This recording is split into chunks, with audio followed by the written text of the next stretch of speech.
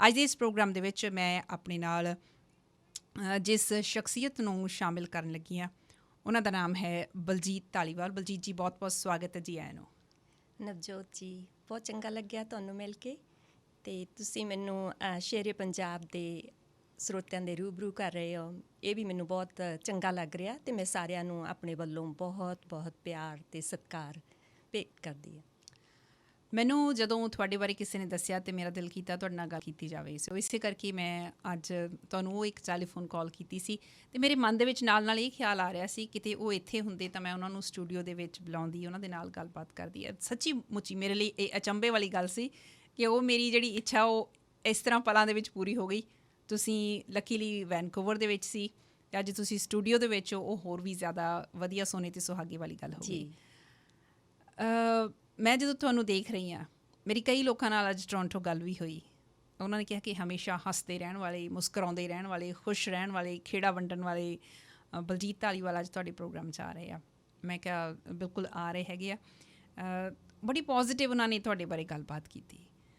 ਮੈਂ ਸਭ ਤੋਂ ਪਹਿਲਾਂ ਇਹੀ ਜਾਣਨਾ ਚਾਹੁੰਦੀ ਹਾਂ ਕਿ ਵੀ ਇਹ ਪੋਜ਼ੀਟਿਵਿਟੀ ਹਾਸਿਲ ਕਰਨਾ, ਆਪਣੀ ਜ਼ਿੰਦਗੀ ਦੇ ਵਿੱਚ ਅਪਣਾ ਲੈਣਾ, ਬਾਅਦ ਦੇ ਵਿੱਚ ਉਹਨੂੰ ਵੰਡਦੇ ਰਹਿਣਾ, ਉਹਨੂੰ ਦੁੱਗਣਾ ਤਿੱਗਣਾ ਕਰਨਾ, ਇਹ ਕਿੱਥੋਂ ਆਇਆ? ਇਹ ਮੈਂ ਕਹਾਂਗੀ ਕਿ ਕੁਛ ਚੀਜ਼ਾਂ ਜਿੱਦਾਂ ਆਪਾਂ ਜਨਮ ਲੈ ਕੇ ਆਉਂਦੇ ਹਾਂ, ਰਾਈਟ, ਮੈਂ ਇਹਦੇ 'ਚ ਬਿਲੀਵ ਕਰਦੀ ਹਾਂ ਕਿ ਜਿਵੇਂ ਕਹਿੰਦੇ ਆ ਕਿ ਸਰਟਨ ਲੇਅਰਸ ਸਾਡੀਆਂ ਜਿਹੜੀਆਂ ਹੈਗੀਆਂ ਉਹ ਸਾਨੂੰ ਅਸੀਂ ਲੈ ਕੇ ਆਉਂਦੇ ਹਾਂ ਪਰਮਾਤਮਾ ਤੋਂ, ਅਤੇ ਉਸ ਤੋਂ ਬਾਅਦ ਕਿਵੇਂ ਸਾਡਾ ਪਾਲਣ ਪੋਸ਼ਣ ਹੁੰਦਾ, ਉਹਦੇ 'ਚ ਵਿਚਰਦਿਆਂ ਅਸੀਂ ਜੋ ਕੁਛ ਵੀ ਆਪਣੇ ਵੱਡਿਆਂ ਤੋਂ, ਆਪਣੇ ਪੇਰੈਂਟਸ ਤੋਂ ਸਿੱਖਦੇ ਹਾਂ, ਅਸੀਂ ਉਹਨੂੰ ਉਦੋਂ ਭਾਵੇਂ ਨਾ ਸੋਚੀਏ ਉਸ ਬਾਰੇ, ਫਿਰ ਅਸੀਂ ਜਿਉਂ-ਜਿਉਂ ਸਾਡਾ ਸੋਸ਼ਲ ਲਾਈਫ 'ਚ ਵਾਹ ਪੈਂਦਾ ਜਾਂਦਾ, ਫਿਰ ਅਸੀਂ ਉਹ ਚੀਜ਼ਾਂ ਨੂੰ ਜਦੋਂ ਕਹਿ ਲਓ ਪ੍ਰੈਕਟਿਸ ਕਰਦੇ ਹਾਂ, ਅਤੇ ਫਿਰ ਸਾਡੇ 'ਚ ਇੱਕ ਨਾ ਆਪਣੀ ਜਿਹੜੀ ਪਰਸਨੈਲਿਟੀ ਆ ਜਿਹੜੀ ਉਹ ਆਪਣੇ ਆਪ ਡਿਵੈਲਪ ਨਹੀਂ ਹੁੰਦੀ। ਕਈ ਵਾਰੀ ਤੁਹਾਨੂੰ ਉਹਨੂੰ ਸੋਧਣਾ ਵੀ ਪੈਂਦਾ। ਕਈ ਤੁਹਾਡੀਆਂ ਚੀਜ਼ਾਂ ਜਿਹੜੀਆਂ ਤੁਹਾਨੂੰ ਚੰਗੀਆਂ ਲੱਗਦੀਆਂ ਅਤੇ ਤੁਹਾਨੂੰ ਲੱਗਦਾ ਕਿ ਨਹੀਂ, ਇਹਨੂੰ ਥੋੜ੍ਹਾ ਜਿਹਾ ਮੋੜ ਦੇਵਾਂ। ਅਤੇ ਫਿਰ ਦੂਜੀ ਗੱਲ ਇਹ ਹੈ ਕਿ ਜਿਹੜੀ ਚੀਜ਼ ਆਪਾਂ ਨੂੰ ਅਟਰੈਕਟ ਕਰਦੀ ਆ ਅਤੇ ਉਹ ਤੁਸੀਂ ਦੂਸਰੇ ਨੂੰ ਦਿੰਦੇ ਹੋ ਅਤੇ ਫਿਰ ਉਹੀ ਤੁਹਾਡੇ ਕੋਲ ਬੈਕ ਆਉਂਦਾ ਨਾ, ਰਾਈਟ। ਜੋ ਚੀਜ਼ ਜਿੱਦਾਂ ਆਪਾਂ ਬਾਜ਼ਾਰ 'ਚ ਵੀ ਜਾਂਦੇ ਹਾਂ ਕੁਛ ਲੈਣ, ਅਤੇ ਆਪਾਂ ਜੇ ਚੰਗੀ ਪ੍ਰਾਈਸ ਪੇ ਕਰਦੇ ਹਾਂ ਤਾਂ ਆਪਾਂ ਨੂੰ ਚੰਗੀ ਕੁਆਲਿਟੀ ਦੀ ਚੀਜ਼ ਮਿਲੇਗੀ, ਰਾਈਟ। ਜੇ ਅਸੀਂ ਦੂਜੇ ਥਾਵਾਂ 'ਤੇ ਜਾਂਦੇ ਹਾਂ ਤਾਂ ਸਾਨੂੰ ਉੱਦਾਂ ਦਾ ਹੀ ਕੁਛ ਮਿਲੇਗਾ। ਮੇਰਾ ਮਤਲਬ ਇਹੀ ਲਾਈਫ ਤੋਂ ਬਣ ਗਿਆ ਹੋਇਆ ਕਿ ਹਾਸਾ ਜਿਹੜਾ ਉਹ ਤੁਹਾਡਾ ਕੋਈ ਵੀ ਖੋ ਨਹੀਂ ਸਕਦਾ। ਇਹ ਅਵੇਕਨਿੰਗ ਕਿੱਥੋਂ ਆਈ ਅਤੇ ਕਦੋਂ ਆਈ?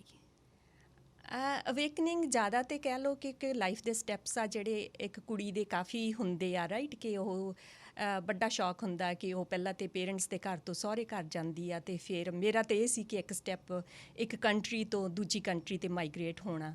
ਫਿਰ ਉਹਦੇ 'ਚ ਇਹ ਆ ਕਿ ਤੁਸੀਂ ਇੱਕਦਮ ਤੁਹਾਡੇ 'ਚ ਐਕਸੈਪਟੈਂਸ ਹੁੰਦੀ ਆ ਕਿਉਂਕਿ ਤੁਸੀਂ ਚੈਲੰਜਸ ਲੈਣੇ ਸ਼ੁਰੂ ਕਰ ਦਿੰਦੇ ਹੋ, ਅਤੇ ਮੇਰੇ ਹਿੱਸੇ ਉਹ ਕਾਫੀ ਚੀਜ਼ਾਂ ਆਈਆਂ। ਅਤੇ ਜਿਹੜਾ ਇਹ ਪੋਜ਼ੀਟਿਵਿਟੀ ਆਉਣੀ ਆ ਉਹਦੇ 'ਚ ਜਿਵੇਂ ਤੁਸੀਂ ਪਹਿਲਾਂ ਆਪਣੇ ਸ਼ੋਅ 'ਚ ਕਿਹਾ ਦਰਦ, ਫਿਰ ਤੁਸੀਂ ਦਰਦ ਦੀ ਦਵਾ ਜਿਹੜੀ ਉਹ ਕਿੱਧਰੋਂ ਬਾਹਰੋਂ ਨਹੀਂ ਲੱਭ ਸਕਦੇ, ਇਹ ਤੁਹਾਡੇ ਅੰਦਰ ਹੁੰਦੀ ਆ ਜੀ। ਜਿੱਦਾਂ ਆਪਣੇ ਅੰਦਰ ਕੀ ਕਹਿ ਰਹੇ ਆ ਕਿ ਤੁਹਾਡੀ ਬੋਡੀ ਦੇ ਅੰਦਰ ਇੱਕ ਫਾਰਮੇਸੀ ਆ ਜਿਹੜੀ ਤੁਹਾਨੂੰ ਠੀਕ ਕਰਦੀ ਆ, ਅਤੇ ਫਿਰ ਖੁਸ਼ੀ ਵੀ ਤੁਹਾਡੇ ਅੰਦਰ ਹੁੰਦੀ ਆ।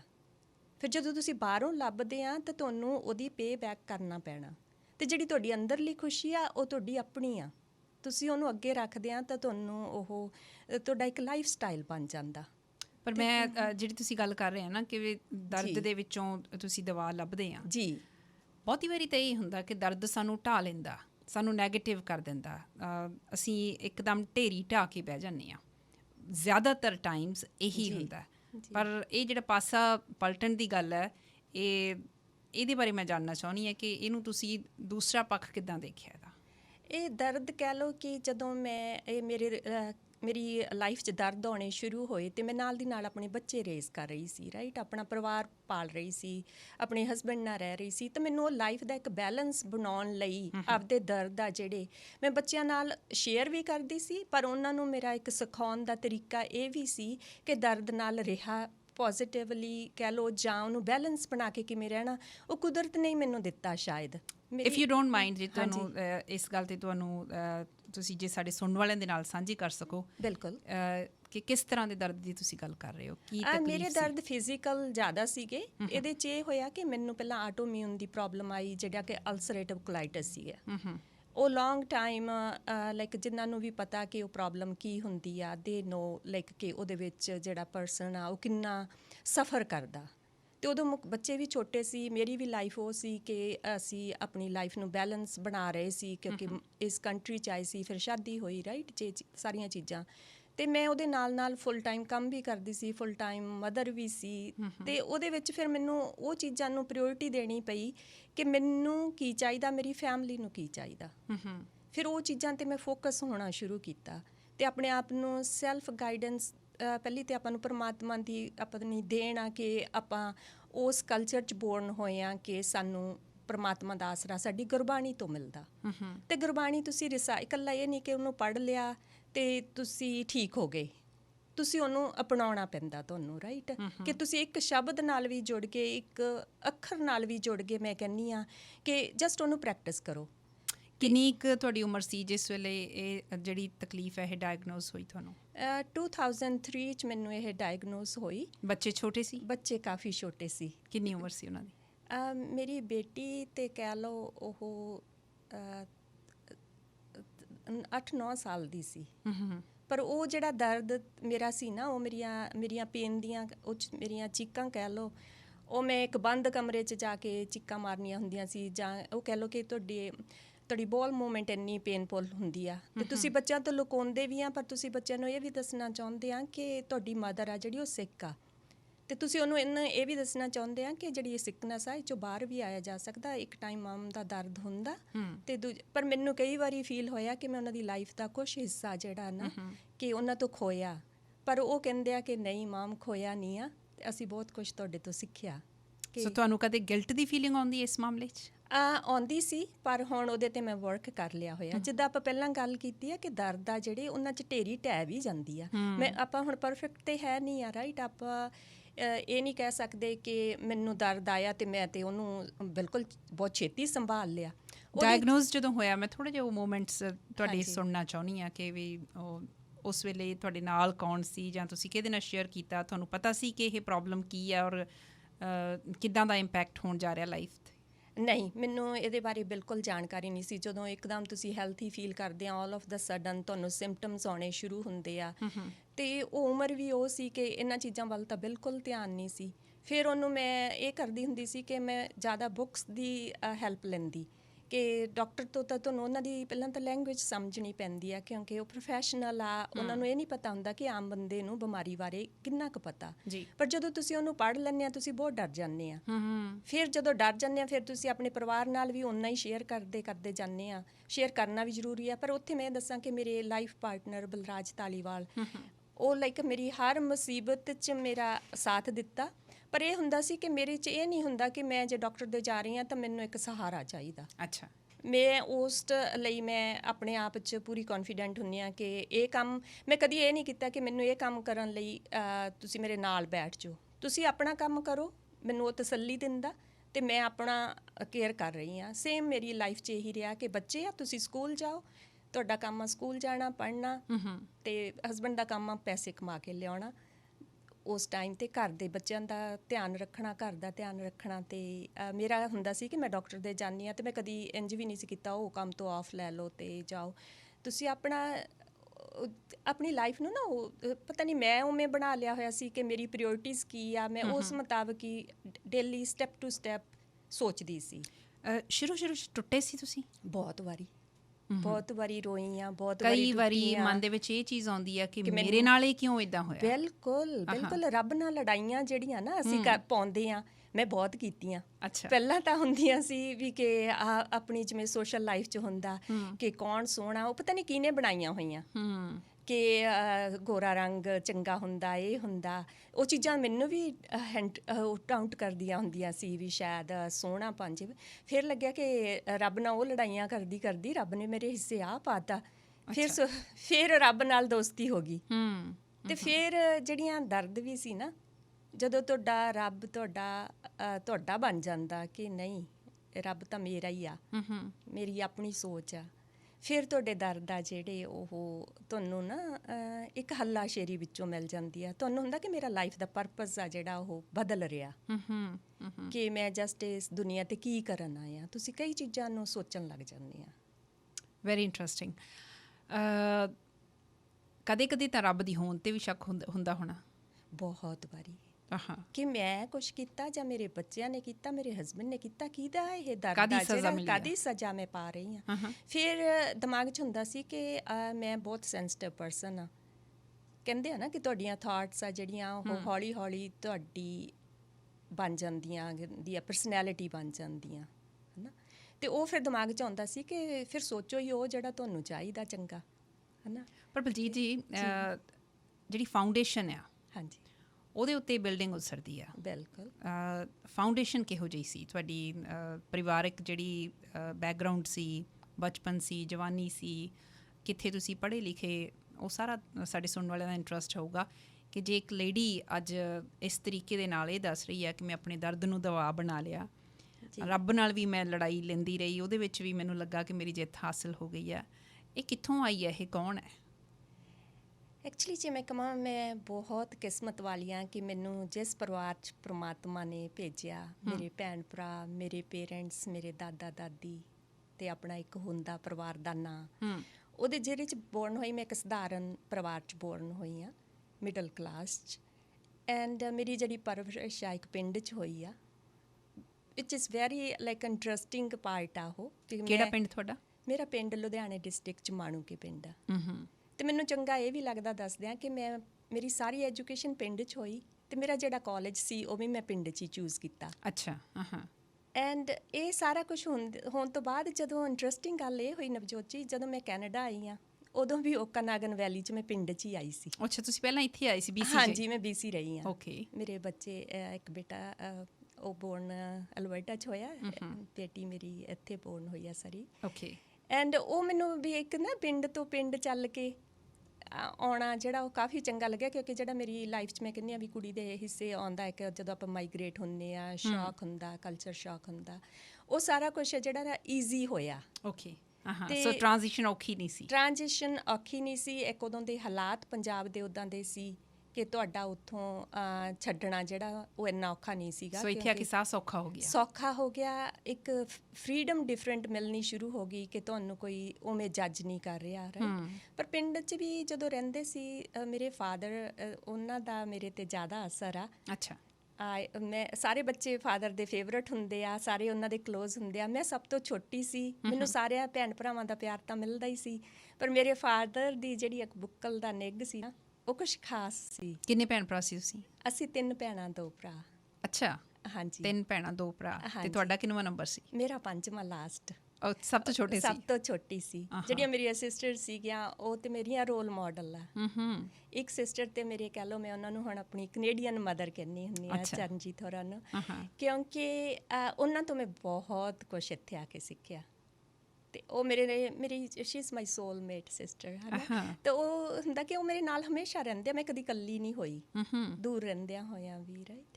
ਅਤੇ ਮਦਰ ਸੀ, ਉਹਨਾਂ ਨੇ ਉਹੀ ਜਿਵੇਂ ਸਿਖਾਉਣਾ ਹੁੰਦਾ, ਹੈ ਨਾ, ਮਾਂ ਨੇ ਘਰ ਦੇ ਨਿੱਕੇ ਨਿੱਕੇ ਕੰਮ 'ਚ ਵੀ ਤੁਸੀਂ ਕਰਦੇ ਆ। ਅਤੇ ਮੇਰੇ ਉਹੋ ਜਿਹੇ ਸ਼ੌਕ ਵੀ ਮੈਨੂੰ ਚੰਗਾ ਲੱਗਦਾ ਸੀ ਕਿ ਮਾਂ ਵਾਂਗੂ ਸੁਘੜ ਸਿਆਣੀ ਵੀ ਬਣ ਜਾਓ ਅਤੇ ਫਾਦਰ ਵਾਂਗੂ ਸਟਰੋਂਗ ਵੀ ਬਣ ਜਾਓ। ਮੇਰੇ ਫਾਦਰ ਆ, ਲਾਈਕ ਉਹਨਾਂ ਨੂੰ ਤਿਆਰ ਹੋਣਾ ਚੰਗਾ ਲੱਗਦਾ, ਉਹਨਾਂ ਦੀ ਪਰਸਨੈਲਿਟੀ ਸਟਰੋਂਗ ਆ, ਪਿਆਰ ਕਰਦੇ ਆ, ਸਭ ਨੂੰ ਐਕਸੈਪਟ ਕਰਦੇ ਆ। ਅਤੇ ਇੱਕ ਕੀ ਕਾਰੋਬਾਰ ਸੀ ਉਹਨਾਂ ਦਾ? ਖੇਤੀਬਾੜੀ। ਅੱਛਾ।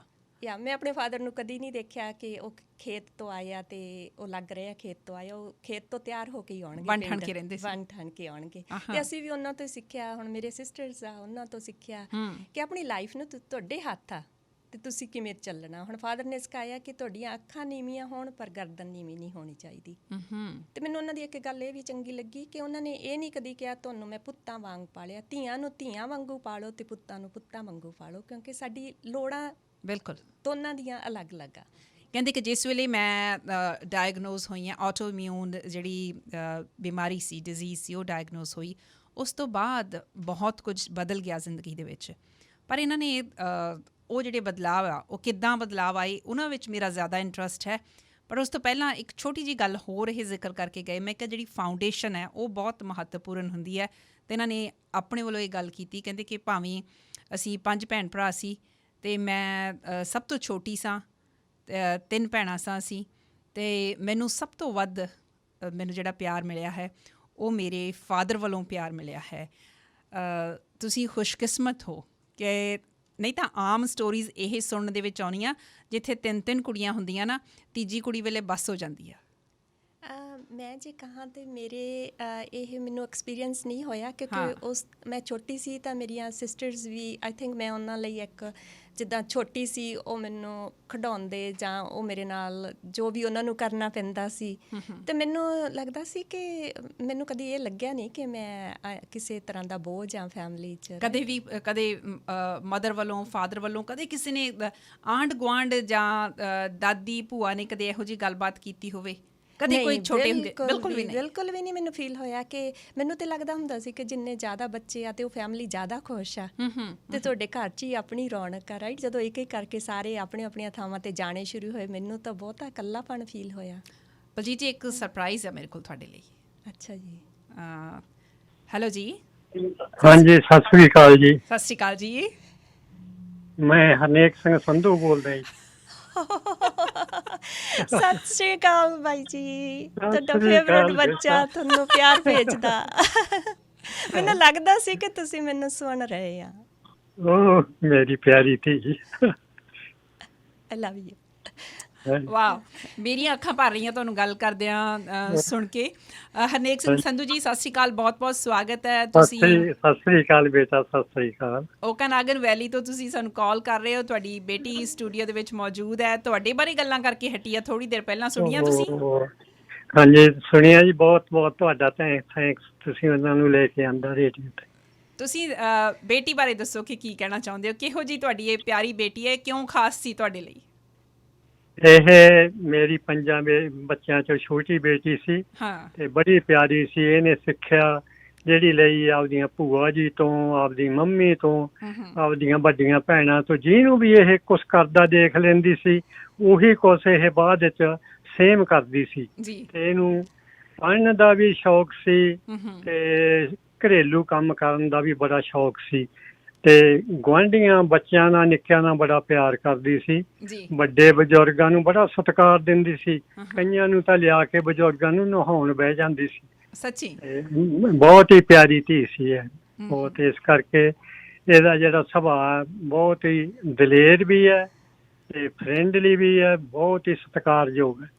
ਅੱਛਾ, ਇੱਕ ਗੱਲ ਹੈ ਹਰਨੇਕ ਸੰਧੂ ਜੀ, ਤੁਸੀਂ ਇਹਨਾਂ ਬਾਰੇ ਇੰਨੀ ਪੋਜ਼ੀਟਿਵ ਗੱਲ ਕੀਤੀ ਆ ਔਰ ਇਹਨਾਂ ਦੇ ਨਾਲ ਬੈਠ ਕੇ ਮੈਨੂੰ ਵੀ ਇਹ ਗੱਲ ਦਾ ਅਹਿਸਾਸ ਹੋ ਰਿਹਾ, ਪਰ ਜਦੋਂ ਧੀ ਨੂੰ ਦੁੱਖ ਆ ਗਿਆ, ਇਕੱਠੇ ਹੀ ਇੰਨਾ ਦੁੱਖ ਆ ਗਿਆ, ਉਸ ਵੇਲੇ ਤੁਹਾਡਾ ਕੀ ਹਾਲ ਸੀ?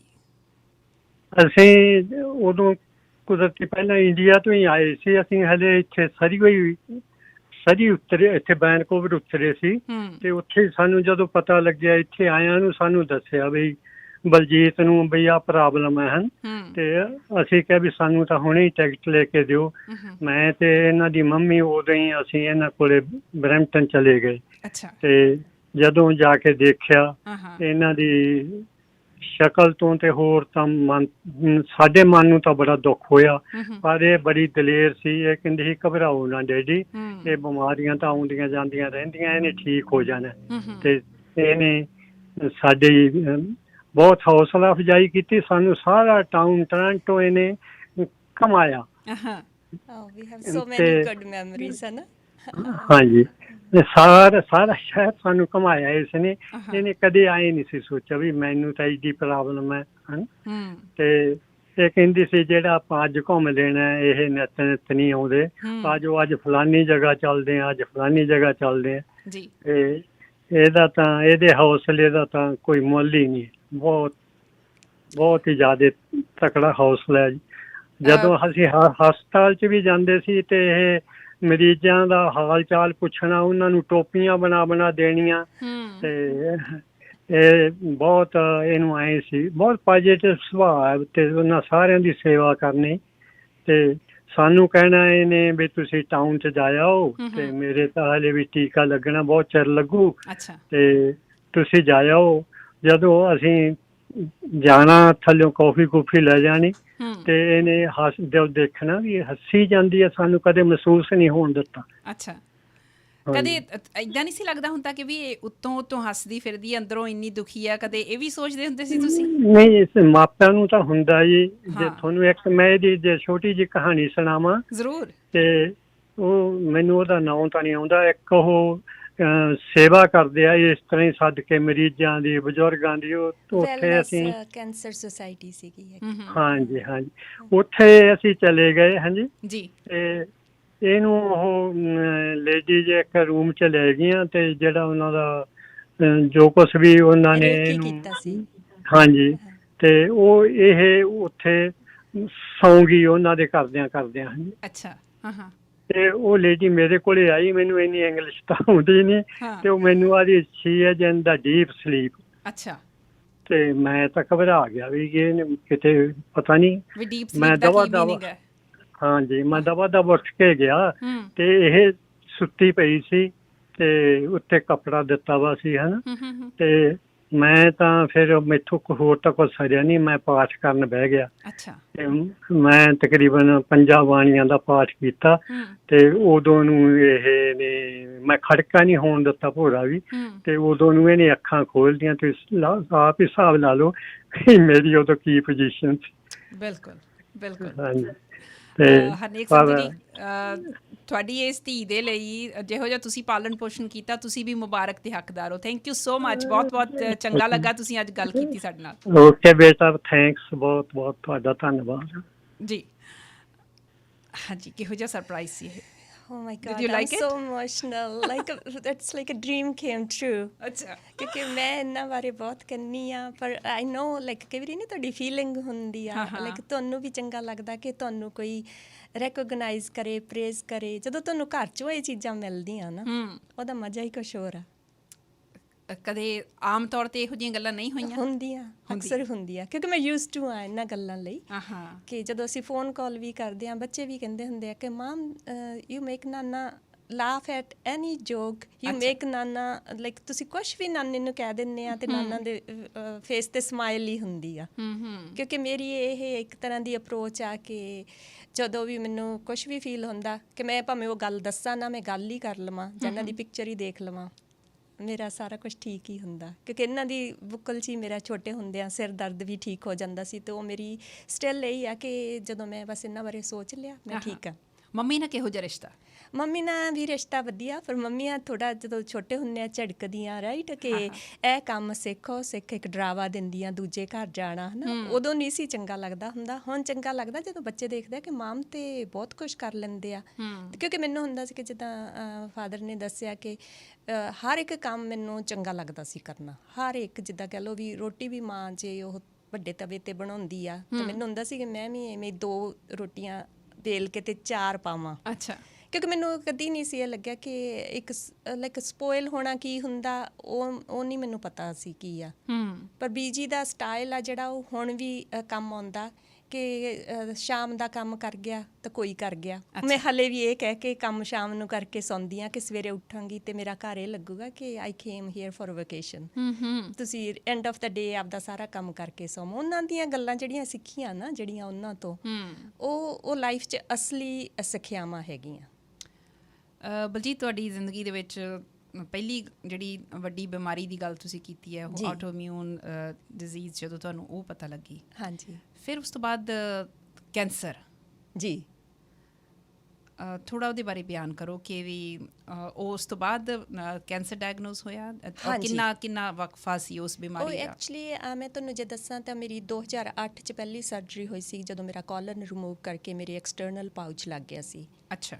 ਫਿਰ 1 ਸਾਲ ਉਹ ਲੱਗਾ ਰਿਹਾ, ਕਿਉਂਕਿ ਉਦੋਂ ਡਾਕਟਰਸ ਨੇ ਕਿਹਾ ਸੀ ਜੇ 10 ਸਾਲ ਇਹ ਬਿਮਾਰੀ ਰਹਿ ਜਾਂਦੀ ਆ ਤਾਂ ਤੁਹਾਨੂੰ ਕੋਲਨ ਕੈਂਸਰ ਹੋ ਸਕਦਾ। ਅੱਛਾ। ਅਤੇ ਮੈਂ ਇਹ ਚੂਜ਼ ਕਰ ਲਿਆ ਸੀ ਕਿ ਮੈਂ ਸਾਰੀਆਂ, ਜਿੱਦਾਂ ਕਹਿ ਲਓ ਵੀ ਦੁਨੀਆ ਦੀ ਕੋਈ ਦਵਾਈ ਕੋਈ ਨਹੀਂ ਛੱਡਿਆ ਜਿਹੜਾ ਮੈਂ ਟਰਾਈ ਕੀਤਾ ਨਹੀਂ ਆ। ਇੰਡੀਆ ਤੋਂ ਲਾ ਕੇ ਜੋ ਵੀ ਸਿਸਟਮ ਹੈਗਾ ਦਵਾਈ ਦਾ ਕਹਿ ਲਓ, ਹੈ ਨਾ। ਪਰ ਫਿਰ 2009 'ਚ ਆਈ ਵਾਜ਼ ਲੱਕੀ ਕਿ ਉਹ ਜਿਹੜਾ ਮੇਰੇ ਪਾਊਚ ਲੱਗਾ ਸੀ ਉਹਨੂੰ ਐਕਸਟਰਨਲ ਬਣਾ ਦਿੱਤਾ ਗਿਆ। ਪਹਿਲਾਂ ਐਕਸਟਰਨਲ ਸੀ, ਸੌਰੀ, ਫਿਰ ਉਹਨੂੰ ਇੰਟਰਨਲ ਮੇਰਾ ਕਰ ਦਿੱਤਾ। ਅਤੇ ਉਹਦੇ ਨਾਲ ਲਾਈਫ ਆ ਜਿਹੜੀ, ਮੈਂ 1 ਸਾਲ ਮੈਂ ਉਦੋਂ ਤੱਕ ਕੰਮ ਕਰਦੀ ਰਹੀ ਹਾਂ ਫੁੱਲ ਟਾਈਮ। 2009 'ਚ ਫਿਰ ਦੁਬਾਰਾ ਉਸ ਲਾਈਫ ਨਾਲ ਫਿਰ ਤੁਹਾਨੂੰ ਯੂਜ਼ ਟੂ ਹੋਣਾ ਪੈਂਦਾ, ਕਿਉਂਕਿ it's a long story to talk about it, ਕਿ ਇਹ ਵਾਲਾ ਜਿਹੜਾ ਹੈਗਾ ਅਲਸਰੇਟਿਵ ਕੋਲਾਈਟਸ ਆ, ਇਹਦੇ 'ਚ ਤੁਸੀਂ ਕਿਹੜੇ ਚੀਜ਼ਾਂ ਦੇ ਥਰੂ ਜਾਂਦੇ ਆ।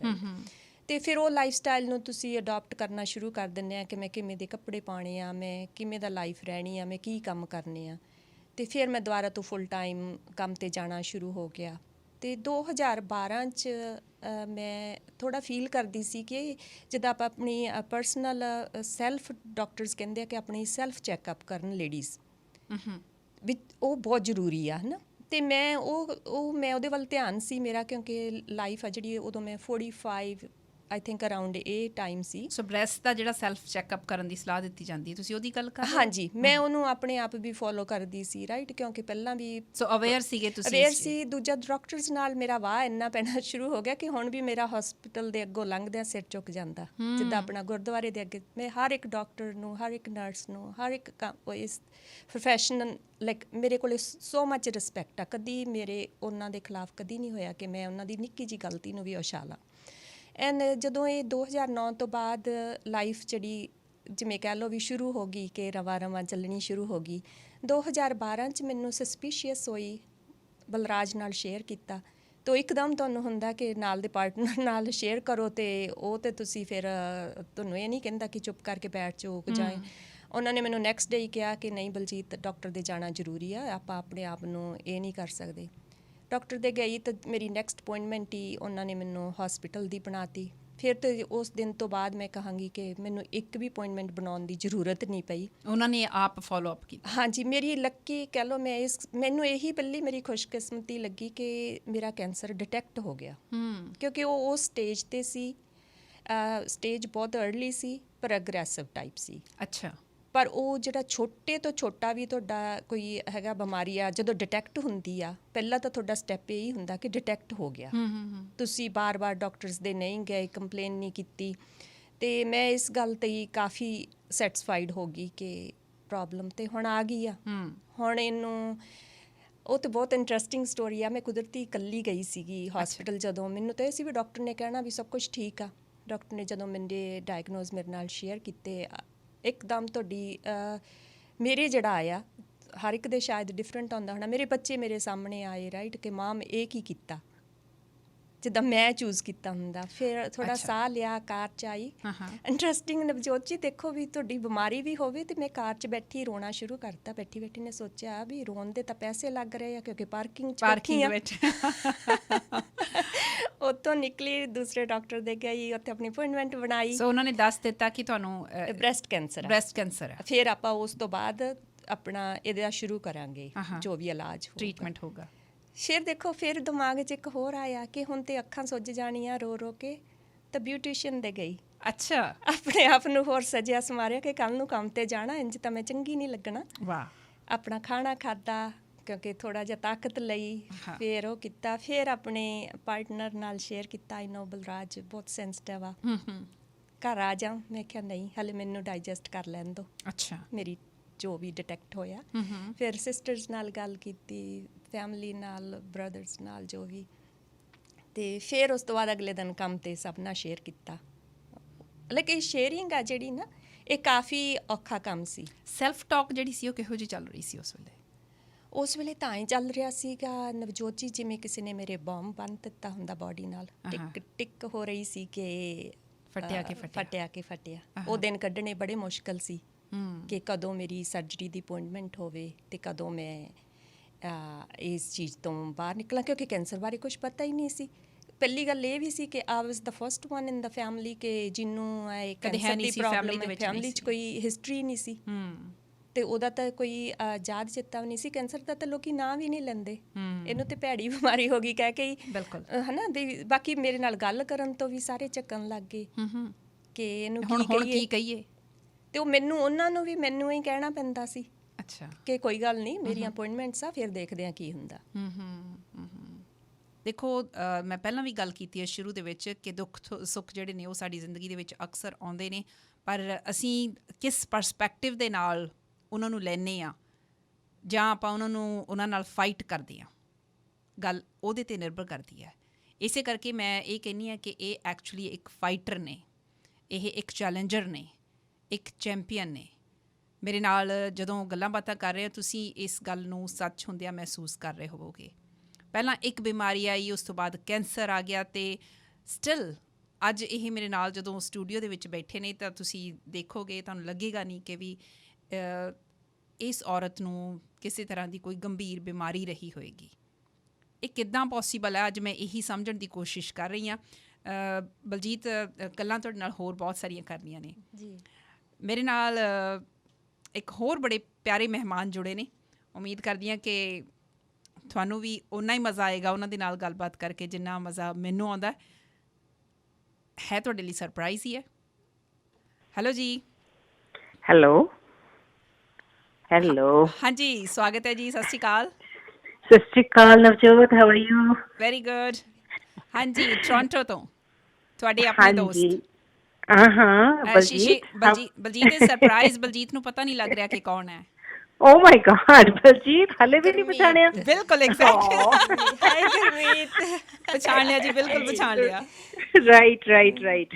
ਗੁਰਮੀਤ ਪਨਾਗ, ਹਾਂਜੀ, ਸਾਡੇ ਨਾਲ ਜੁੜੇ ਨੇ। ਇੱਕ ਕਹਾਣੀਕਾਰ ਨੇ, ਬਹੁਤ ਪਿਆਰੀ ਸ਼ਖਸੀਅਤ ਨੇ। ਇੱਕ ਦਿਨ ਸਾਡੇ ਸੁਣਨ ਵਾਲਿਆਂ ਨੂੰ ਇਹਨਾਂ ਨੂੰ ਵੀ ਡਿਟੇਲ ਦੇ ਵਿੱਚ ਸੁਣਨ ਦਾ ਮੌਕਾ ਮਿਲੇਗਾ। ਪਰ ਅੱਜ ਆਪਣੀ ਇਸ ਦੋਸਤ ਨੂੰ ਹੋਰ ਹੱਲਾਸ਼ੇਰੀ ਦੇਣ ਦੇ ਲਈ, ਖੁੱਲੀਆਂ ਬਾਹਾਂ ਦੇ ਨਾਲ ਮਿਲਣ ਦੇ ਲਈ ਐਡੀ ਦੂਰੋਂ ਕਾਲ ਕਰ ਰਹੇ ਨੇ। ਬਲਜੀਤ ਤਾਂ ਸਾਡਾ ਨਾ ਸਪਾਟਨਿਕ ਹੈ। ਸਪਾਟਨਿਕ ਹੁੰਦੇ ਨੇ ਜਿਹੜੇ ਗ੍ਰੀਕ ਯੋਧੇ ਹੁੰਦੇ ਨੇ, ਉਹਨਾਂ ਨੂੰ ਨਾ ਬਚਪਨ ਦੇ ਵਿੱਚ ਹੀ ਜਿੱਦਾਂ ਆਰਮੀ ਵਾਸਤੇ ਤਿਆਰ ਕੀਤਾ ਜਾਂਦਾ, ਬੜੀਆਂ ਸੁੱਟਾਂ ਖਾਂਦੇ ਨੇ ਉਹ, ਤੇ ਏਦਾਂ ਉਹ ਤਿਆਰ ਹੁੰਦੇ ਨੇ। ਮੈਂ ਤਾਂ ਇਹਨੂੰ ਆਪਣਾ ਇੱਕ ਸਪਾਟਨਿਕ ਮੰਨਦੀ ਹੁੰਦੀ ਹਾਂ। ਬਲਜੀਤ ਸਾਡੇ ਵਾਸਤੇ ਐਡੀ ਵੱਡੀ ਮੋਟੀਵੇਟਰ ਹੈ। She is a living example of courage. Thank you, Gurmeet. So nice of you. I'm very happy to hear your voice. Thank you. ਨਾਨੀ ਦੀਆਂ ਗੱਲਾਂ ਸੁਣਾ ਕੇ ਆਈ ਬ੍ਰੈਂਡਫੋਰਡ ਦੀਆਂ, ਜਦੋਂ ਇੱਥੇ ਆ ਕੇ ਨਾਨੀ ਦੇ ਨਾਲ ਜਿਹੜੀਆਂ ਤੀਆਂ ਲਾਈਆਂ ਸੀਗੀਆਂ ਘਰ। ਬਿਲਕੁਲ। ਨਾਨੀ ਵਾਸ ਲਾਈਕ। ਗੁਰਮੀਤ ਜੀ, ਬਹੁਤ ਬਹੁਤ ਸ਼ੁਕਰੀਆ। ਥੈਂਕ ਯੂ ਸੋ ਮਚ ਕਾਲ ਕਰਨ ਦੇ ਲਈ। Alright, thank you very much. Carry on. Thanks for having me. Bye. ਸੋ ਦੇਖੋ, ਤੁਹਾਡੇ ਦੋਸਤ ਇਹ ਮਹਿਸੂਸ ਕਰਦੇ ਆ ਕਿ ਕਿੰਨੀ ਜ਼ਿਆਦਾ ਇੰਸਪੀਰੇਸ਼ਨ, ਕਿੰਨੀ ਮੋਟੀਵੇਸ਼ਨ ਤੁਸੀਂ ਉਹਨਾਂ ਨੂੰ ਦਿੰਦੇ ਹੋ। ਕਿਹੋ ਜਿਹੇ ਦੋਸਤ ਨੇ ਤੁਹਾਡੇ ਹੋਰ? ਤੁਸੀਂ ਇਹ ਦੱਸੋ ਕਿ ਇਹਨਾਂ ਦੋਸਤਾਂ ਕੋਲੋਂ ਤੁਸੀਂ ਐਨਰਜੀ ਲੈਂਦੇ ਹੋ ਜਾਂ ਤੁਸੀਂ ਇਹਨਾਂ ਨੂੰ ਹੀ ਵੰਡਦੇ ਰਹਿੰਦੇ ਹੋ? ਐਕਚੁਅਲੀ ਜੇ ਮੈਂ ਕਹਾਂ, ਇਹ ਸਾਰੇ ਦੋਸਤ ਨਾ ਜਿਹੜੇ ਮੈਨੂੰ ਮਿਲੇ ਆ, ਹਾਂ, ਇਹ ਵੀ ਮੇਰੇ ਇੱਕ ਇਸ ਜਰਨੀ ਦਾ ਹਿੱਸਾ ਸੀ। ਮੇਰੀ ਕੈਂਸਰ ਜਰਨੀ ਜਿਹੜੀ ਚੱਲ ਰਹੀ ਸੀ, ਤੇ ਕਿਉਂਕਿ ਮੈਂ ਨਾਲ ਹੀ ਮੈਂਸ਼ਨ ਕਰਾਂ ਮੇਰੇ ਆਪਣੇ ਪਾਰਟਨਰ ਬਾਰੇ, ਬਲਰਾਜ ਧਾਲੀਵਾਲ, ਉਹ ਗਜ਼ਲ ਲਿਖਦੇ ਆ। ਅੱਛਾ। ਉਹ ਗਜ਼ਲ ਦੇ ਸੀਗਾ ਕਿ ਆਪਣੀ ਲਿਖਦੇ ਆ, ਬਿਲਕੁਲ ਆਪਣੇ ਆਪ 'ਚ ਤੁਸੀਂ ਬਹੁਤ ਟਾਈਮ ਸਪੈਂਡ ਕਰਦੇ ਆ, ਰਾਈਟ। ਇੰਝ ਹੀ ਜਦੋਂ ਮੇਰਾ ਹੋ ਗਿਆ ਕਿ ਕੰਮ ਛੁੱਟ ਗਿਆ, ਕਿ ਮੈਂ ਘਰ ਰਹਿਣਾ, ਇਹ ਚੂਸ ਹੋ ਗਿਆ ਕਿ ਬਿਮਾਰੀ ਤੋਂ ਬਾਅਦ ਨਹੀਂ, ਹੁਣ ਤੇਰੀ ਜਿਹੜੀ ਜ਼ਰੂਰਤ ਆ ਉਹ ਫੈਮਿਲੀ ਨੂੰ ਜ਼ਿਆਦਾ। ਅੱਛਾ। ਫੈਮਿਲੀ ਨਾਲ ਟਾਈਮ ਸਪੈਂਡ ਕਰੋ, ਘਰ ਦੇ ਛੋਟੇ ਬਹੁਤੇ ਕੰਮ ਕਰੋ, ਤੇ ਫਿਰ ਵੀ ਤੁਹਾਨੂੰ ਇੱਕ ਹੌਬੀ ਦੀ ਜ਼ਰੂਰਤ ਹੁੰਦੀ ਆ। ਤੇ ਉਹ ਤਾਂ ਸਾਡੀ ਦੋਨਾਂ ਦੀ ਇੱਕ ਸਾਂਝ ਸੀ ਕਿ ਉਹਨਾਂ ਨੇ ਕੁਛ ਲਿਖਣਾ, ਮੇਰੇ ਨਾਲ ਸ਼ੇਅਰ ਕਰਨਾ। ਉਹ ਇੱਕ ਸਾਡਾ ਹੁੰਦਾ ਕਿ ਸ਼ਾਮ ਦਾ ਟਾਈਮ ਅਸੀਂ ਬੈਠ ਕੇ, ਜੇ ਉਹਨਾਂ ਨੇ ਕੁਛ ਲਿਖਿਆ ਤਾਂ ਮੈਂ ਉਹਨਾਂ ਦੀ ਬਹੁਤ ਵੱਡੀ ਫੈਨ ਆ। ਅੱਛਾ। ਹਾਂਜੀ। ਤੁਸੀਂ ਵੀ ਕੁਛ ਲਿਖਦੇ ਹੋ? ਨਹੀਂ, ਮੈਂ ਕਦੀ ਛੋਟੀ ਕਹਾਣੀ ਟਰਾਈ ਕੀਤੀ ਆ, ਪਰ ਮੈਂ ਉਹਦੇ 'ਚ ਇੰਨੀ ਮੁਹਾਰਤ ਨਹੀਂ ਹੈਗੀ। ਓਕੇ। ਤੇ ਉਹ ਤੇ ਮੈਂ ਇੰਨਾ ਫੋਕਸ ਵੀ ਨਹੀਂ ਹੁੰਦੀ। ਤੇ ਜ਼ਿਆਦਾ ਮੈਂ ਬਲਰਾਜ ਦੇ ਨਾਲ ਹੀ, ਕਿ ਮੈਂ ਉਹਨਾਂ ਦੀ ਜੱਜ ਬਣ ਕੇ ਖੁਸ਼ ਹੋ ਜਾਂਦੀ ਹਾਂ ਕਿ ਜੇ ਕੁਛ ਲਿਖਦੇ ਆ ਤੇ ਮੈਨੂੰ ਸੁਣਾਉਂਦੇ ਆ ਤਾਂ ਮੈਂ ਬੜਾ ਉਹਦੇ 'ਚ ਕਰਦੀ ਹਾਂ, ਰਾਈਟ। ਤਾਂ ਉਹਦੇ 'ਚੋਂ ਸਿੱਖਿਆ ਕਿ ਫਿਰ ਜਦੋਂ ਇਹ ਮੇਰਾ ਸਾਰਾ ਕੁਛ ਹੋ ਗਿਆ, ਇੱਕ ਮੇਰੀ ਲਾਈਫ ਸੀਗੀ, ਘਰ, ਕੰਮ, ਬੱਚੇ, ਤੇ ਮੇਰੀਆਂ ਛੋਟੀਆਂ ਹੌਬੀਆਂ ਸੀ, ਬੁੱਕ ਪੜ੍ਹ ਲੈਣਾ ਜਾਂ ਕੁਛ ਹੋਰ, ਗਾਰਡਨਿੰਗ ਕਰ ਲਈ। ਸੋ ਇਹ ਕੈਂਸਰ ਦੇ ਟ੍ਰੀਟਮੈਂਟ ਦੇ ਦੌਰਾਨ ਦੀ ਗੱਲ ਤੁਸੀਂ ਕਰ ਰਹੇ ਹੋ? ਹਾਂਜੀ, ਪਹਿਲਾਂ ਵੀ ਕਹਿ ਲਓ ਵੀ ਮੇਰੇ ਇਹ ਜਿਹੇ ਸ਼ੌਕ ਸੀ। ਮੈਂ ਬਾਹਰ ਜਾਣ ਵਾਲੇ ਅਸੀਂ ਘੱਟ ਸੀ, ਮੈਂ ਤੇ ਬਲਰਾਜ। ਸੋਸ਼ਲ ਲਾਈਫ ਸਾਡੀ ਜਿਹੜੀ ਉਹ ਇੱਕ ਤੇ ਕਹਿ ਲਓ ਬਿਮਾਰੀਆਂ ਕਰਕੇ ਹੋ ਗਈ, ਕਿਉਂਕਿ ਮੈਂ ਪ੍ਰੋਮਿਸਿੰਗ ਕੋਈ ਨਹੀਂ ਮੇਰੀ ਹੈਗੀ। ਤੇ ਹੁਣ ਜਿਨ੍ਹਾਂ ਨੇ ਮੈਨੂੰ ਐਕਸੈਪਟ ਕਰ ਲਿਆ, ਉਹਨਾਂ ਲਈ ਤਾਂ ਈਜ਼ੀ ਹੋ ਗਿਆ ਕਿ ਮੇਰੇ ਤੋਂ ਨਾ ਮੈਂ ਕਿਸੇ ਤੋਂ ਐਕਸੈਪਟ ਕਰਾਂ, ਨਾ ਉਹ ਮੇਰੇ ਤੋਂ ਕੋਈ ਐਕਸਪੈਕਟ ਕਰੇ, ਰਾਈਟ। ਜੀ। ਤੇ ਉਹਦੇ 'ਚ ਇਹ ਹੋਇਆ ਕਿ ਫਿਰ ਇੱਕ ਦੋ ਅਸੀਂ ਕਲਚਰਲ ਪ੍ਰੋਗਰਾਮਾਂ 'ਚ ਜਾਣਾ ਸ਼ੁਰੂ ਕੀਤਾ, ਜਿੱਥੋਂ ਇਹ ਸਾਰੇ ਦੋਸਤ ਮੈਨੂੰ ਮਿਲੇ ਆ। ਅੱਛਾ।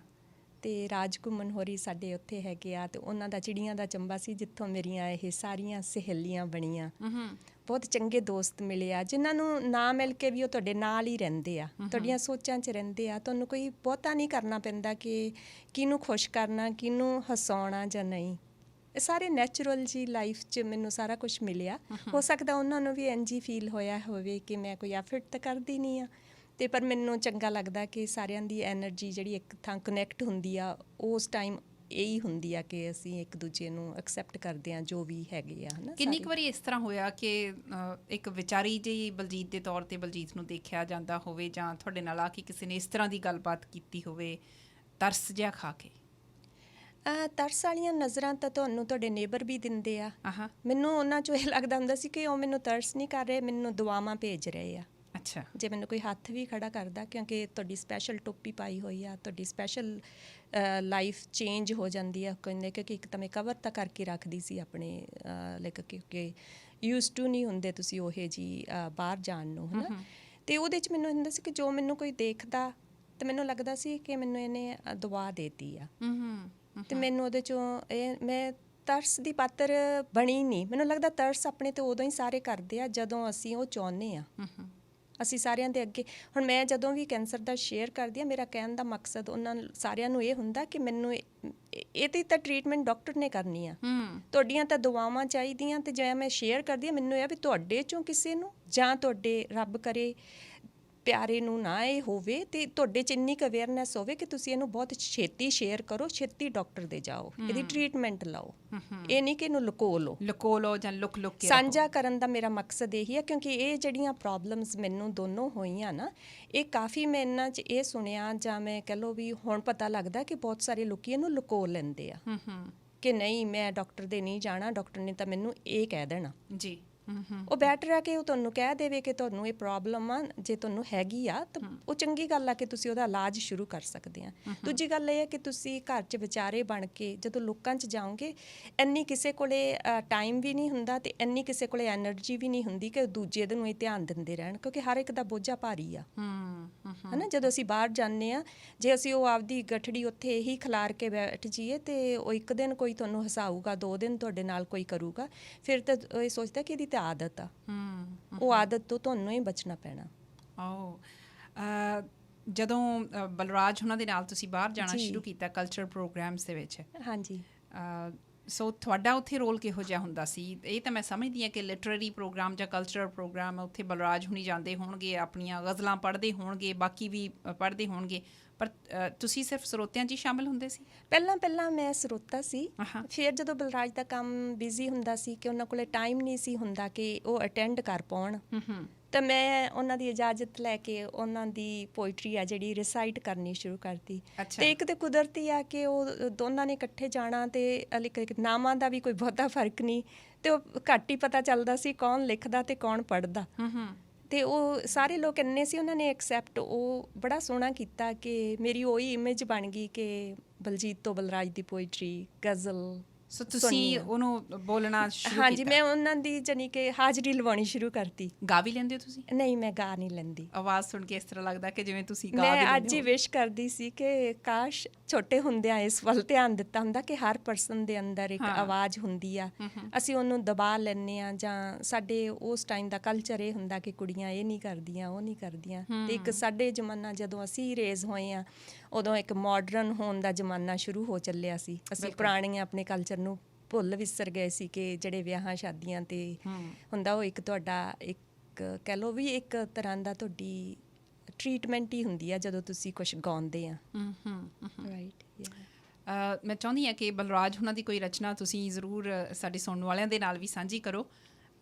ਪੋਸੀਬਲੀ ਉਹ ਤੁਹਾਡੀ ਪਸੰਦ ਦਾ ਹੀ ਹੋਏਗੀ ਅਤੇ ਸਾਡੇ ਸੁਣਨ ਵਾਲਿਆਂ ਨੂੰ ਵੀ ਪਸੰਦ ਆਏਗੀ। ਪਰ ਉਸ ਤੋਂ ਪਹਿਲਾਂ ਇੱਕ ਕਾਲਰ ਨੇ ਤੁਹਾਡੇ ਪਿਆਰੇ, ਇੱਕ ਹੋਰ, ਹੁਣ ਇਹ ਵੀ ਤੁਹਾਡੇ ਲਈ ਮੈਂ ਚੈਲੰਜ ਦੇ ਰਹੀ ਹਾਂ। ਦੇਖ ਲਓ, ਤੁਸੀਂ ਤਾਂ ਵੱਡੇ ਵੱਡੇ ਚੈਲੰਜਸ ਦੇ ਨਾਲ ਜੂਝੇ ਹੋਏ ਹੋ, ਪਰ ਇਹ ਤਾਂ ਨਿੱਕੇ ਨਿੱਕੇ ਚੈਲੰਜ ਨੇ। ਹੈਲੋ ਜੀ। ਹੈਲੋ, ਹਾਂਜੀ। Oh, Jitinder, you're missing. I miss you. I wish ਆਪਾਂ ਇਕੱਠੇ ਹੁੰਦੇ ਇੱਥੇ। ਵਾਓ, ਹੈਲੋ ਕੋਈ ਪਛਾਣ ਲਿਆ? You too. Jatinder Randhawa ji. See you there. I know. Jatinder ਜੀ, ਕੀ ਕਹੋਗੇ ਆਪਣੀ ਇਸ ਪਿਆਰੀ ਦੋਸਤ ਬਾਰੇ?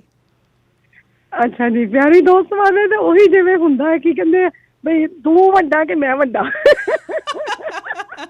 ਤੂੰ ਇੱਕ ਗੱਲ ਸੁਣਾਉਣੀ ਤੇ ਮੈਂ ਦੋ ਸੁਣਾਉਣੀ ਆ। ਅਸੀਂ ਦੋਸਤ ਇਹੋ ਜਿਹੇ ਆ ਨਾ, 24 ਘੰਟੇ ਅਸੀਂ ਆਪਸ ਚ ਇੱਕ ਦੂਜੇ ਦੇ ਨਾਲ ਇੰਨਾ ਪਿਆਰ ਵੀ ਕਰਦੇ ਆ ਤੇ ਇੰਨਾ ਖੰਨੇ ਆ ਕਿ ਜਿਵੇਂ ਕਿ ਬੈਸਟ ਫਰੈਂਡਸ ਹੁੰਦੀਆਂ। ਅਸੀਂ ਬਿਲਕੁਲ ਉਵੇਂ ਹੀ ਆ। ਅੱਛਾ, ਏਦਾਂ ਹੈ। ਹੁਣ ਇਹਨਾਂ ਦੀ ਤਾਰੀਫ ਬਹੁਤ ਹੋ ਗਈ ਹੈ, ਬਹੁਤ ਤਾਰੀਫ ਹੋ ਗਈ ਹੈ।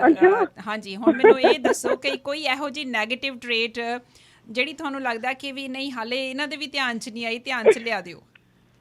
ਤੇ ਅੰਜਾ ਹੈ ਕਿ ਮੈਨੂੰ ਨੰਬਰਦਾਰੀ ਨਹੀਂ ਦਿੰਦੀ। ਤੁਹਾਨੂੰ ਪੁੱਤਰਾ ਮੈਨੂੰ ਸਾਰਾ ਨੰਬਰਦਾਰੀ ਨਹੀਂ ਸਾਰਾ ਮਿਲਦੀ। ਪਿੰਡ ਮਰ ਜੇ ਤੈਨੂੰ ਨੰਬਰਦਾਰੀ ਨਹੀਂ ਮਿਲਣੀ।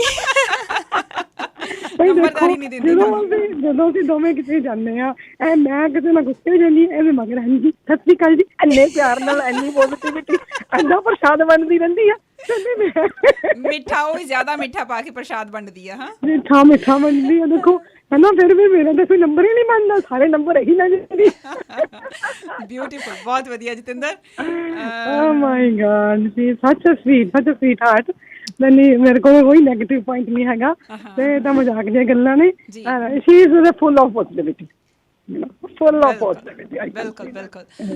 ਜਤਿੰਦਰ, ਹੋਰ ਕੁਝ ਕਹਿਣਾ ਚਾਹੁੰਦੀ ਹੋ ਆਪਣੀ ਇਸ ਦੋਸਤ ਬਾਰੇ? ਜੀ ਜੀ ਜ਼ਰੂਰ। ਲੱਤ ਖਿੱਚਣੀ ਤਾਂ ਖਿੱਚ ਜਾਓ ਬੇਸ਼ੱਕ। ਹਾਂਜੀ, ਲੱਤ ਖਿੱਚਣੀ ਤਾਂ ਖਿੱਚ ਜਾਓ। ਨਾ ਮੈਂ ਨਾਲ ਲੱਤ ਇਹ ਬੜੇ ਸਰਪ੍ਰਾਈਜ਼ ਆ। ਸਭ ਤੋਂ ਵੱਡੀ ਗੱਲ ਤੇ ਸਰਪ੍ਰਾਈਜ਼ ਆ ਵੀ ਤੁਹਾਡੇ ਕੋਲ ਬੈਠੀ ਆ, ਕੋਲ ਬੈਠੀ ਆ। ਤੇ ਤੁਸੀਂ, ਮੈਂ ਤਾਂ ਇਹ ਕਹਿੰਨੀ ਆ ਕਿ ਤੁਹਾਡੇ ਲਈ ਵੀ ਸਰਪ੍ਰਾਈਜ਼ ਹੈ। ਇੱਕ ਸਿਰਫ ਹੈਲੋ ਤੋਂ ਪਛਾਣ ਲਿਆ ਜਤਿੰਦਰ।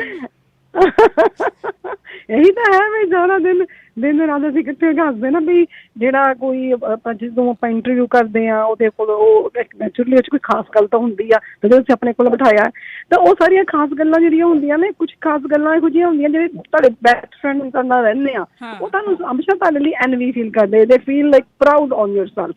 ਤਾਂ ਇਹੋ ਜਿਹੀ ਪਰਸਨੈਲਿਟੀ ਆ ਵੀ ਜਿਹੜਾ ਵੀ ਕੋਈ ਕੰਮ ਕਰਨ ਲੱਗਦੀ ਆ, ਜੇ ਤਾਂ ਭਾਵੇਂ ਉਹ ਘਰ ਦਾ ਹੀ ਕੋਈ ਕੰਮ ਕਰ ਰਹੀ ਆ, ਮੰਨ ਲਓ ਕਿਚਨ ਕਲੀਨ ਕਰ ਰਹੀ ਆ, ਵੀ ਇਹਦੇ ਵਰਗੀ ਕਿਚਨ ਮੈਂ ਨਹੀਂ ਕਲੀਨ ਕਰ ਸਕਦੀ, ਐਨੀ ਪਰਫੈਕਟ।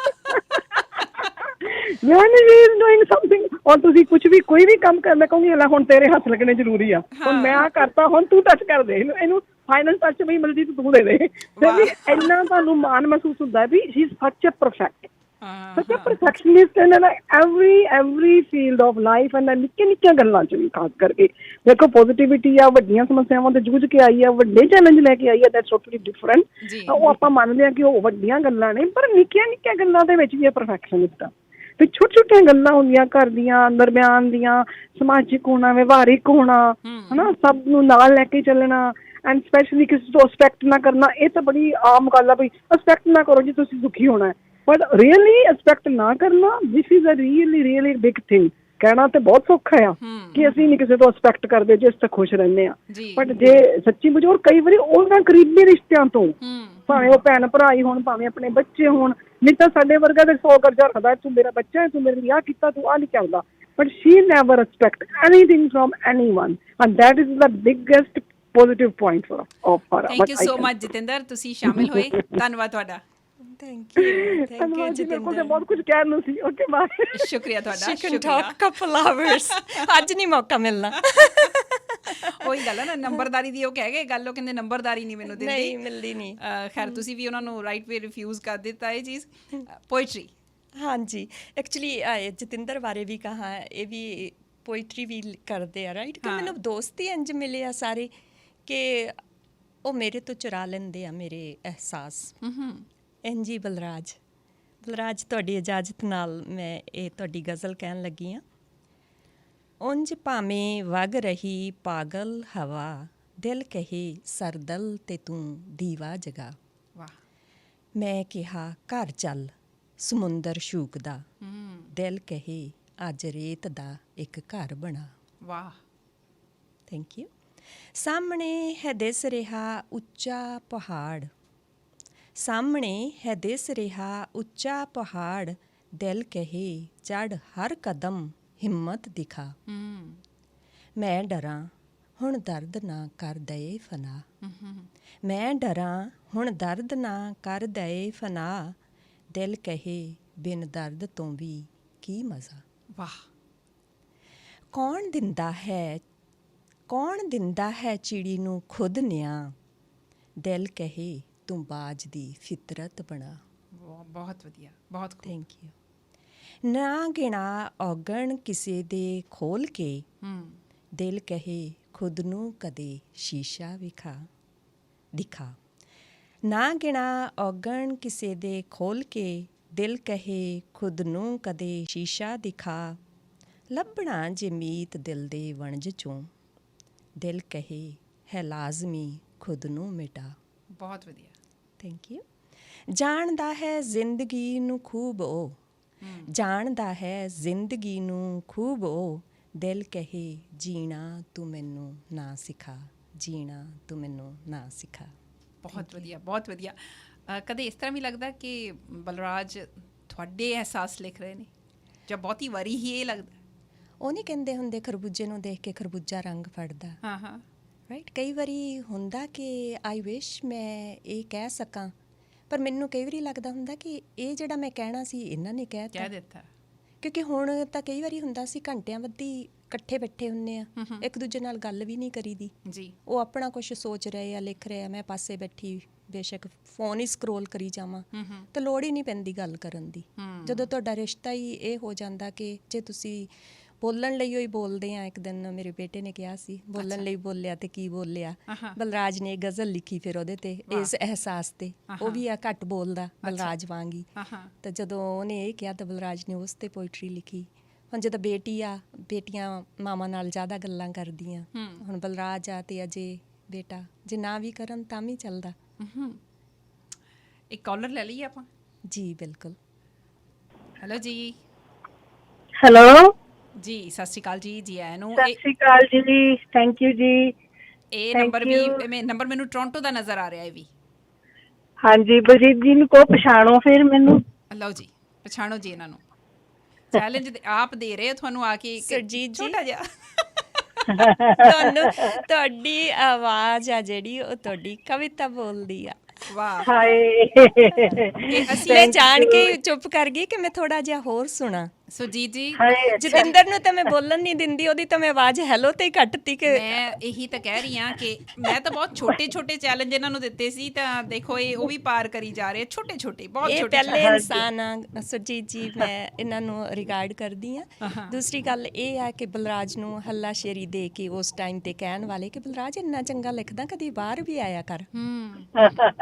ਇਹ ਪਹਿਲੇ ਆ ਜਿਹੜੇ ਸਾਨੂੰ ਬਾਹਰ ਜਿਨ੍ਹਾਂ ਨੇ ਕੜੀ ਜੋੜੀ ਆ। ਦੇਖ ਲਓ ਇੱਥੇ ਤੱਕ ਤੁਹਾਨੂੰ ਹੱਲਾਸ਼ੇਰੀ ਦੇਣ ਲਈ ਪਹੁੰਚ ਗਏ ਨੇ।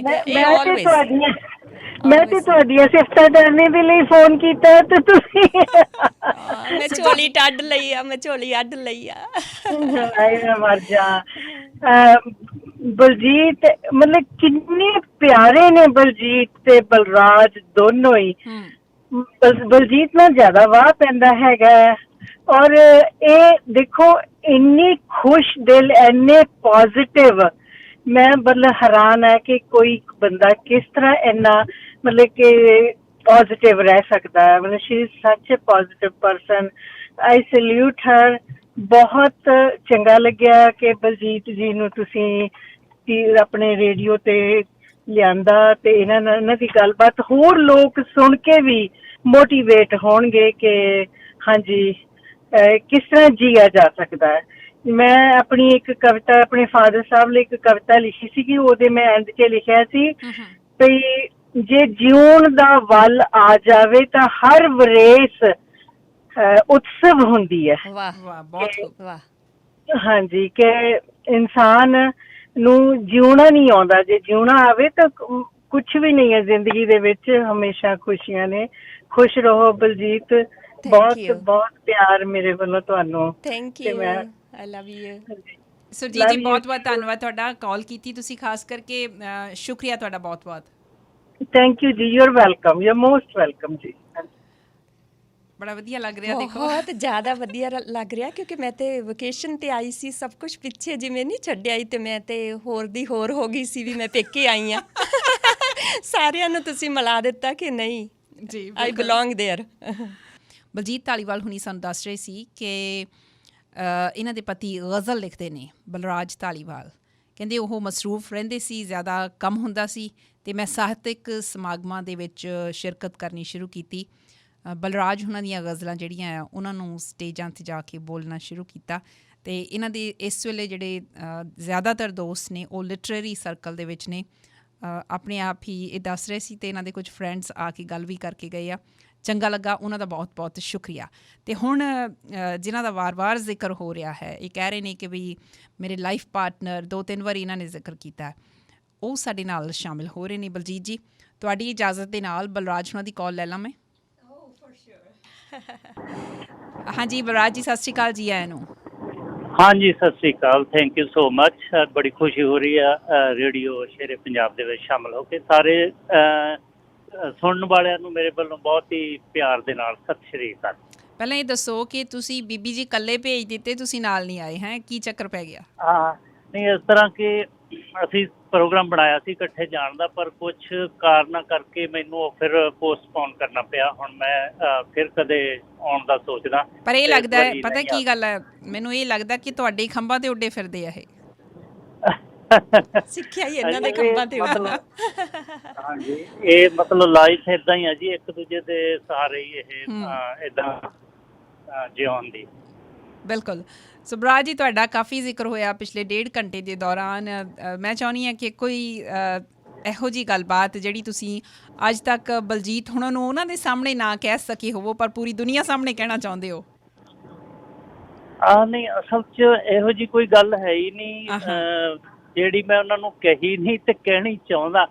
ਫਰਜ਼ ਕਰ ਲਓ ਮੈਂ ਉਹਨਾਂ ਨੂੰ ਕੋਈ ਗੱਲ ਨਹੀਂ ਵੀ ਕਹਿਣੀ ਚਾਹੁੰਦਾ, ਤਾਂ ਵੀ ਉਹਨਾਂ ਨੂੰ ਪਤਾ ਹੁੰਦਾ, ਸਾਰਾ ਪਤਾ ਹੁੰਦਾ। ਵਾਹ। ਮੇਰੇ ਨਾਂ ਕਹਿਣ 'ਤੇ ਵੀ ਉਹਨਾਂ ਨੂੰ ਮੇਰੇ ਨਾਲੋਂ ਜਿੰਨਾ ਮੈਂ ਆਪਣੇ ਆਪ ਨੂੰ ਜਾਣਦਾ, ਮੇਰਾ ਖਿਆਲ ਆ ਉਹ ਤੋਂ ਜ਼ਿਆਦਾ ਉਹ ਮੈਨੂੰ ਜਾਣਦੇ। ਬਹੁਤ ਵਧੀਆ, ਬਹੁਤ ਖੂਬ। ਕੋਈ ਹੋਰ ਇਹਨਾਂ ਬਾਰੇ ਕੋਈ ਗੱਲ ਜਿਹੜੀ ਤੁਹਾਨੂੰ ਲੱਗਦਾ ਕਿ ਹੁਣ ਤੱਕ ਹੋ ਸਕਦਾ ਵੀ ਇਹ ਵੀ ਨਾ ਆਪਣੇ ਬਾਰੇ ਜਾਣਦੇ ਹੋਣ, ਉਹ ਗੱਲ ਕਰਨੀ ਹੋਵੇ ਤੁਸੀਂ?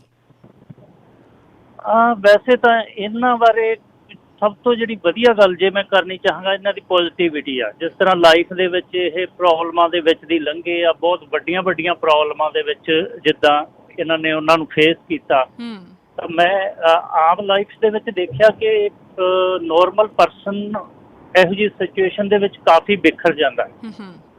ਪਰ ਇਹ ਇੱਕ ਪਰਸਨ ਸੀ ਜਿਨ੍ਹਾਂ ਨੇ ਮਤਲਬ ਪ੍ਰੋਬਲਮਾਂ ਦੇ ਵਿੱਚ ਹੀ ਲੰਘਦੇ ਹੋਏ ਵੀ ਦੂਜੇ ਲੋਕਾਂ ਨੂੰ ਮੋਟੀਵੇਟ ਕੀਤਾ। ਇਹ ਸਭ ਤੋਂ ਵੱਡੀ ਚੀਜ਼ ਇਹਨਾਂ ਦੇ ਵਿੱਚ ਮੈਂ ਲਾਈਫ ਦੀ ਮੈਂ ਸਮਝਦਾ ਇਹੋ ਆ। ਬਿਲਕੁਲ ਬਲਰਾਜ ਜੀ, ਉਹਦੇ ਇਹ ਗੱਲ ਹੈ ਕਿ ਜਿਹੜੀ ਸਪੋਰਟ ਤੁਹਾਡੀ ਰਹੀ ਹੈ ਉਹ ਵੀ ਬਹੁਤ ਪੋਜ਼ੀਟਿਵ ਚੀਜ਼ ਆ। ਅਕਸਰ ਸਾਡੇ ਸ਼ੋਅਜ਼ ਦੇ ਵਿੱਚ ਗੱਲਾਂ ਹੁੰਦੀਆਂ ਕਿ ਵੀ ਜਿਹੜੇ ਕਪਲਸ ਨੇ ਅੱਜ ਕੱਲ੍ਹ ਉਹਨਾਂ ਦੀ ਆਪਸ ਦੇ ਵਿੱਚ ਜਿਹੜੀ ਕੋਆਪਰੇਸ਼ਨ ਹੈ, ਕੋਆਰਡੀਨੇਸ਼ਨ ਹੈ ਜਾਂ ਸੂਝ-ਬੂਝ ਹੈ, ਅੰਡਰਸਟੈਂਡਿੰਗ ਹੈ, ਉਹ ਕਿਹੋ ਜਿਹੀ ਹੈ। ਤੁਸੀਂ ਦੋਨੋਂ ਇਸ ਚੀਜ਼ ਦੀ ਮਿਸਾਲ ਹੋ ਕਿ ਅਸਲ ਦੇ ਵਿੱਚ ਜਿਹੜਾ ਰਿਸ਼ਤਾ ਹੈ ਉਹ ਇਸ ਤਰ੍ਹਾਂ ਦਾ ਹੋਣਾ ਚਾਹੀਦਾ। ਹਾਂਜੀ, ਇਹ ਤਾਂ ਜ਼ਰੂਰੀ ਆ। ਰਿਸ਼ਤਾ ਜੇ ਮਤਲਬ ਆਪਾਂ ਉਹਨੂੰ ਸਹੀ ਮਾਅਨਿਆਂ 'ਚ ਰਿਸ਼ਤਾ ਕਹਾਂਗੇ ਤਾਂ ਉਹ ਇੱਦਾਂ ਦਾ ਫਿਰ ਹੋਣਾ ਹੀ ਚਾਹੀਦਾ। ਤੁਸੀਂ ਕੁਝ ਕਹਿਣਾ ਚਾਹੁੰਦੇ ਹੋ ਬਲਜੀਤ? ਹਾਂਜੀ Balraj, thank you so much, ਤੁਸੀਂ ਆਪਣੇ ਬਿਜ਼ੀ ਟਾਈਮ 'ਚੋਂ ਟਾਈਮ ਕੱਢਿਆ। ਐਂਡ ਅੱਛਾ, ਇੱਕ ਗੱਲ ਹੋਰ ਦੱਸੋ ਬਲਰਾਜ ਜੀ, ਹਜੇ ਤੁਸੀਂ ਜਾਇਓ ਨਾ, ਤੁਸੀਂ ਇਸ ਤਰ੍ਹਾਂ ਲੱਗਦਾ ਹੈ ਕਿ ਅਕਸਰ ਜਿਹੜੀ ਗੱਲ ਹੁਣ ਤੁਸੀਂ ਕਹਿ ਰਹੇ ਹੋ, thank you so much Balraj, ਤੁਸੀਂ ਆਪਣੇ ਬਿਜ਼ੀ ਸਕੈਜੂਲ ਦੇ ਵਿੱਚੋਂ ਸਮਾਂ ਕੱਢਿਆ। ਆਮ ਕਰਕੇ ਹਸਬੈਂਡ ਵਾਈਫ ਜਿਹੜੀ ਆ ਉਹ ਮੈਨੂੰ ਲੱਗਦਾ ਥੈਂਕ ਯੂ ਕਹਿੰਦੇ ਹੀ ਨਹੀਂ ਇੱਕ ਦੂਜੇ ਨੂੰ। ਪਤਾ ਨਹੀਂ, ਮੈਂ ਕਹਿੰਦੀ ਹੁੰਦੀ ਆ ਕਿ ਦੋਸਤੀ 'ਚ ਥੈਂਕ ਯੂ ਸੌਰੀ ਹੋਣਾ ਨਹੀਂ ਚਾਹੀਦਾ, ਰਾਈਟ? ਪਰ ਕਦੀ ਕਦੀ ਜਦੋਂ ਆਪਾਂ ਨੂੰ ਪਤਾ ਰੀਅਲੀ ਕਿ ਉਹ ਪਰਸਨ ਜਿਹੜਾ ਇੱਕ ਲੌਂਗ ਡਰਾਈਵ 'ਤੇ ਜਾ ਰਿਹਾ ਜਾਂ ਕੰਮ ਕਰ ਰਿਹਾ, ਉਹਨੂੰ ਥੋੜ੍ਹਾ ਜਿਹਾ ਇੱਕ ਚਾਹੀਦਾ ਹੁੰਦਾ ਕਿ ਆਪਾਂ ਉਹਨੂੰ ਐਪਰੀਸ਼ੀਏਟ ਕਰੀਏ। ਜਦੋਂ ਅਸੀਂ ਆਪਸ 'ਚ ਐਪਰੀਸ਼ੀਏਟ ਕਰਦੇ ਹਾਂ ਫਿਰ ਬਾਹਰੋਂ ਲੋੜ ਹੀ ਨਹੀਂ ਪੈਂਦੀ, ਰਾਈਟ? ਘਰੋਂ ਹੀ ਤੁਹਾਨੂੰ ਬਹੁਤ ਕੁਛ ਮਿਲ ਜਾਂਦਾ। ਅਤੇ ਬਲਰਾਜ ਦਾ ਸੇਮ ਆ ਕਿ ਅਸੀਂ ਥੈਂਕ ਯੂ ਜਾਂ ਇੱਕ ਦੂਜੇ ਨੂੰ ਆਈ ਲਵ ਯੂ ਕਹਿਣਾ, ਇਹ ਸਾਡੀਆਂ ਆਮ ਹੀ ਲਾਈਫ ਦਾ ਹਿੱਸਾ। ਇਹ ਵੀ ਬੱਚਿਆਂ ਨੂੰ ਵੀ ਕਹਿਣਾ ਜਾਂ ਵੱਡਿਆਂ ਨੂੰ ਵੀ ਕਹਿਣਾ, ਲਾਈਕ ਉਹ ਨੋਰਮਲ ਲਾਈਫ ਰੂਟੀਨ ਆ। ਅਤੇ ਕਿਉਂਕਿ ਇੱਕ ਦੂਜੇ ਦੀ ਉਹ ਕਹਿੰਦੇ ਆ ਨਾ ਕਿ ਰਿਸ਼ਤੇ 'ਚ ਵੀਕਨੈਸ ਅਤੇ ਸਟਰੈਂਥ ਪਤਾ ਹੋਣੀ ਚਾਹੀਦੀ ਆ। ਰਿਸ਼ਤੇ ਸੌਖੇ ਨਿਭ ਜਾਂਦੇ ਆ। ਸੋ ਇਹ ਚੀਜ਼ਾਂ ਐਨਰਜੀ ਦਿੰਦੀਆਂ, ਇਹ ਚੀਜ਼ਾਂ ਐਨਰਜੀ ਦਿੰਦੀਆਂ। ਹੁਣ ਇਹਨਾਂ ਨੂੰ ਇਹ ਚੀਜ਼ ਆ ਜਿਹੜੀ ਐਨਰਜੀ ਦੇਊਗੀ ਕਿ ਉਹ ਜਿਵੇਂ ਕਹਿ ਲਓ ਵੀ ਉਹ ਇੱਕ ਥਾਟ ਪ੍ਰੋਸੈਸ ਹੋਊਗਾ ਅਤੇ ਉਹ ਫਿਰ ਬੈਕ ਤਾਂ ਮੇਰੇ ਕੋਲ ਹੀ ਆ ਜਾਣਾ ਨਾ। ਬਿਊਟੀਫੁਲ। ਬਲਰਾਜ ਜੀ, ਬਹੁਤ ਬਹੁਤ ਸ਼ੁਕਰੀਆ ਤੁਹਾਡਾ, thank you so much. Have a safe drive. ਹਾਂਜੀ, ਥੈਂਕ ਯੂ ਸੋ ਮਚ। ਬਹੁਤ ਵਧੀਆ ਚੀਜ਼ ਹੈ ਜਿਹੜੀ ਤੁਸੀਂ ਰਿਪੀਟਡਲੀ ਇਹ ਗੱਲ ਕਹੀ ਹੈ ਕਿ ਬੈਕ ਤਾਂ ਫਿਰ ਉਹ ਮੇਰੇ ਕੋਲ ਹੀ ਆ ਜਾਣਾ। ਹਾਂਜੀ, ਜੇ ਬੰਦਾ ਸੈਲਫਿਸ਼ ਹੋਵੇ ਤਾਂ ਇਸ ਤਰੀਕੇ ਨਾਲ ਹੋਵੇ। ਮੈਂ ਕਹਿੰਦੀ ਹੁੰਦੀ ਹਾਂ ਇਹਨਾਂ ਨੂੰ ਵੀ ਕਿ ਲਾਈਕ ਮੇਰਾ ਲਾਈਫ ਦਾ ਮੈਨੂੰ ਲੱਗਦਾ ਮੋਸਟਲੀ ਫਲਸਫਾ ਸਾਡੇ ਦੋਨਾਂ 'ਚ ਇਹੀ ਆ ਕਿ ਜੇ ਗੁੱਸਾ ਗਿਲਾ ਹੋਇਆ ਅਤੇ ਮੈਨੂੰ ਪਤਾ ਉਹ ਬਾਹਰ ਜਾ ਕੇ ਡੈਕ 'ਤੇ ਬੈਠ ਗਏ ਆ ਅਤੇ ਮੈਂ ਉੱਥੇ ਸ਼ਿਕੰਜਵੀ ਬਣਾ ਕੇ ਲੈਮਨ ਵਾਟਰ ਬਣਾ ਕੇ ਆਪਦਾ ਅਤੇ ਇਹਨਾਂ ਦਾ ਲੈ ਜੂੰਗੀ and then we just talk. Differences ਕਿਹੋ ਜਿਹੇ ਹੁੰਦੇ ਆ? ਲਾਈਕ ਮੈਂ ਕਈ ਵਾਰੀ ਲੋੜ ਤੋਂ ਜ਼ਿਆਦਾ ਪਰਫੈਕਸ਼ਨ ਦੇ ਕੰਮ ਕਰਦੀ ਆ ਤਾਂ ਉਹਨਾਂ ਨੂੰ ਇਹ ਹੁੰਦਾ ਕਿ ਬੈਠ ਜਾ, ਮੈਂ ਆਪਣੇ ਕੰਮ ਸਾਰੇ ਇਹਨਾਂ ਦੇ ਘਰ ਤੋਂ ਬਾਹਰ ਗਿਆ ਮੁਕਾ ਲੈਣੇ ਹੁੰਦੇ ਆ ਤੇ ਉਹ ਮੇਰੇ 2 ਦਿਨ ਮੇਰੀ ਫਿਰ ਵਕੇਸ਼ਨ ਹੁੰਦੀ ਆ। ਲੇਕਿਨ ਮੇਰਾ ਇਹੀ ਹੁੰਦਾ ਕਿ ਹੁਣ ਮੈਂ ਕਾਫੀ ਬਲਰਾਜ ਬਣ ਚੁੱਕੀ ਆ ਤੇ ਇਹ ਕਾਫੀ ਬਲਜੀਤ ਬਣ ਗਿਆ ਤੇ ਮੈਨੂੰ ਕਈ ਵਾਰੀ ਲੱਗਦਾ ਹੁੰਦਾ ਕਿ ਫਿਰ ਇਹ ਠੀਕ ਨਹੀਂ ਆ ਜਿਹੜਾ ਇਹ ਬਲਜੀਤ ਵਾਲਾ ਪਾਰਟ ਜਿਹਾ ਕਰੀ ਜਾਂਦੇ ਆ, ਕਿਉਂਕਿ ਮੈਂ ਥੋੜਾ ਈਜ਼ੀ ਗੋਇੰਗ ਫਿਰ ਹੋਣ ਲੱਗ ਗਈ ਆ। ਠੀਕ ਹੈ। ਫਿਰ ਉਹ ਹੁਣ ਜਦੋਂ ਇੱਕ ਦੂਜੇ ਦੀ ਐਕਸੈਪਟੈਂਸ ਹੋ ਗਈ, ਇੱਕ ਦੂਜੇ ਦਾ ਇੱਕ ਅਸਰ ਹੋ ਗਿਆ, ਕਿਉਂਕਿ ਮੇਰੀ ਆਦਤ ਹੈ ਕਿ ਜਿਹੜਾ ਕੰਮ ਕਰਨ ਲੱਗ ਗਈ ਫਿਰ ਉਹਨੂੰ ਫਿਨਿਸ਼ ਕਰਕੇ ਹੀ ਰਹੂੰਗੀ। ਉਹਨੂੰ ਬੜੇ ਸ਼ੌਕ ਨਾਲ ਕਰੂੰ। ਜੇ ਰੋਟੀ ਬਣਾਉਣ ਲੱਗ ਗਈ ਤੇ ਕਿਚਨ 'ਚ ਆਂ ਤਾਂ ਉਹ ਬਸ ਉੱਥੇ ਹੀ ਮੇਰਾ ਸਾਰਾ ਟਾਈਮ ਹੋਊਗਾ, ਪੂਰਾ ਫੋਕਸ ਦੇ ਨਾਲ ਉੱਥੇ ਹੀ ਹੈ, ਫੋਕਸ ਉੱਥੇ ਪੂਰੀ ਹੋਊਗਾ। ਜੇ energy, ਕਲੀਨ ਪੂਰਾ- ਕਰਨ ਲੱਗੀ ਤੇ ਕਲੀਨ ਹੀ ਕਰਦੀ ਹਾਂ, ਜੇ ਗਾਰਡਨਿੰਗ ਕਰਨ ਲੱਗੀ ਤੇ ਉੱਥੇ ਹੀ ਬਿਜ਼ੀ ਹੋ ਗਈ। ਯਾ ਇਹਨਾਂ ਤੋਂ ਵੀ ਬਹੁਤ ਸਬਰ ਸਿੱਖਿਆ। ਬੱਚਿਆਂ ਦਾ ਜ਼ਿਕਰ ਨਹੀਂ ਆਇਆ ਹਾਲੇ ਤੱਕ, ਥੋੜਾ ਇਹ ਦੱਸੋ ਕਿ ਬੱਚਿਆਂ ਦੇ ਨਾਲ ਜਿਹੜੀ ਰਿਲੇਸ਼ਨਸ਼ਿਪ ਹੈ ਉਹ ਕਿਹੋ ਜਿਹੀ ਹੈ? ਬੱਚੇ ਤੁਹਾਡੀ ਜਾਨ ਹੁੰਦੇ ਆ, ਰਾਈਟ। ਹਾਂ। ਹੁਣ ਕੱਲ੍ਹ ਦੀ ਉਹਨਾਂ ਨੂੰ ਕਾਫੀ ਜ਼ਿਆਦਾ ਮਿਸ ਕਰ ਰਹੀ ਹਾਂ ਕਿਉਂਕਿ ਵੀਕ ਤੋਂ ਉੱਪਰ ਟਾਈਮ ਹੋ ਗਿਆ। ਓਕੇ। ਜਿਵੇਂ ਕਹਿ ਲਓ ਵੀ ਪਹਿਲਾਂ ਕਿੰਨੇ ਵੱਡੇ ਨੇ ਬੱਚੇ? ਬੇਟਾ ਮੇਰਾ 30 ਸਾਲ ਦਾ, ਬੇਟੀ 26 ਸਾਲ ਦੀ ਆ। ਐਂਡ ਪੜ੍ਹ ਚੁੱਕੇ ਨੇ? ਉਹਨਾਂ ਦੇ ਸਟੈਪ ਰਹਿੰਦਾ ਬੇਟੇ ਦਾ ਇੱਕ, ਤੇ ਕੀ ਕਰ ਰਹੇ ਹੋ? ਉਹ ਮੈਡੀਸਨ 'ਚ ਤੇ ਬੇਟੀ ਨੇ ਗ੍ਰੈਜੂਏਸ਼ਨ ਕਰ ਲਈ ਆ। ਓਕੇ। ਦੋਨਾਂ ਦਾ ਹੁਣ ਇਹ ਆ ਮੁਕਾਮ ਕਿ ਉਹ ਆਪਣੇ ਆਪਣੇ ਕੰਮਾਂ ਤੇ ਜਾਣ ਲਈ ਰੈਡੀ ਹੋ ਰਹੇ ਆ, ਰਾਈਟ। ਬੇਟੇ ਤੇ ਬੇਟੀ ਨਾਲ ਬਹੁਤ ਵਧੀਆ ਫਰੈਂਡਲੀ ਹੈਗਾ ਸਾਡਾ ਜਿਹੜਾ ਮਾਹੌਲ ਆ। ਬੱਚੇ ਉਵੇਂ ਹੀ ਰੇਜ਼ ਹੁੰਦੇ ਆ ਜਿਵੇਂ ਬੱਚੇ ਹੁੰਦੇ ਆ, ਰਾਈਟ। ਕਿ ਬੱਚੇ ਗਲਤੀਆਂ ਵੀ ਕਰਦੇ ਆ, ਬੱਚੇ ਤੁਹਾਨੂੰ ਬਹੁਤ ਕੁਛ ਸਿਖਾਉਂਦੇ ਵੀ ਆ, ਤੁਸੀਂ ਉਹਨਾਂ ਤੋਂ ਸਿੱਖਦੇ ਆ, ਰਾਈਟ। ਤੁਹਾਡੇ 'ਚ ਐਕਸੈਪਟੈਂਸ ਬੱਚਿਆਂ ਨਾਲ ਹੀ ਆਉਂਦੀ ਆ।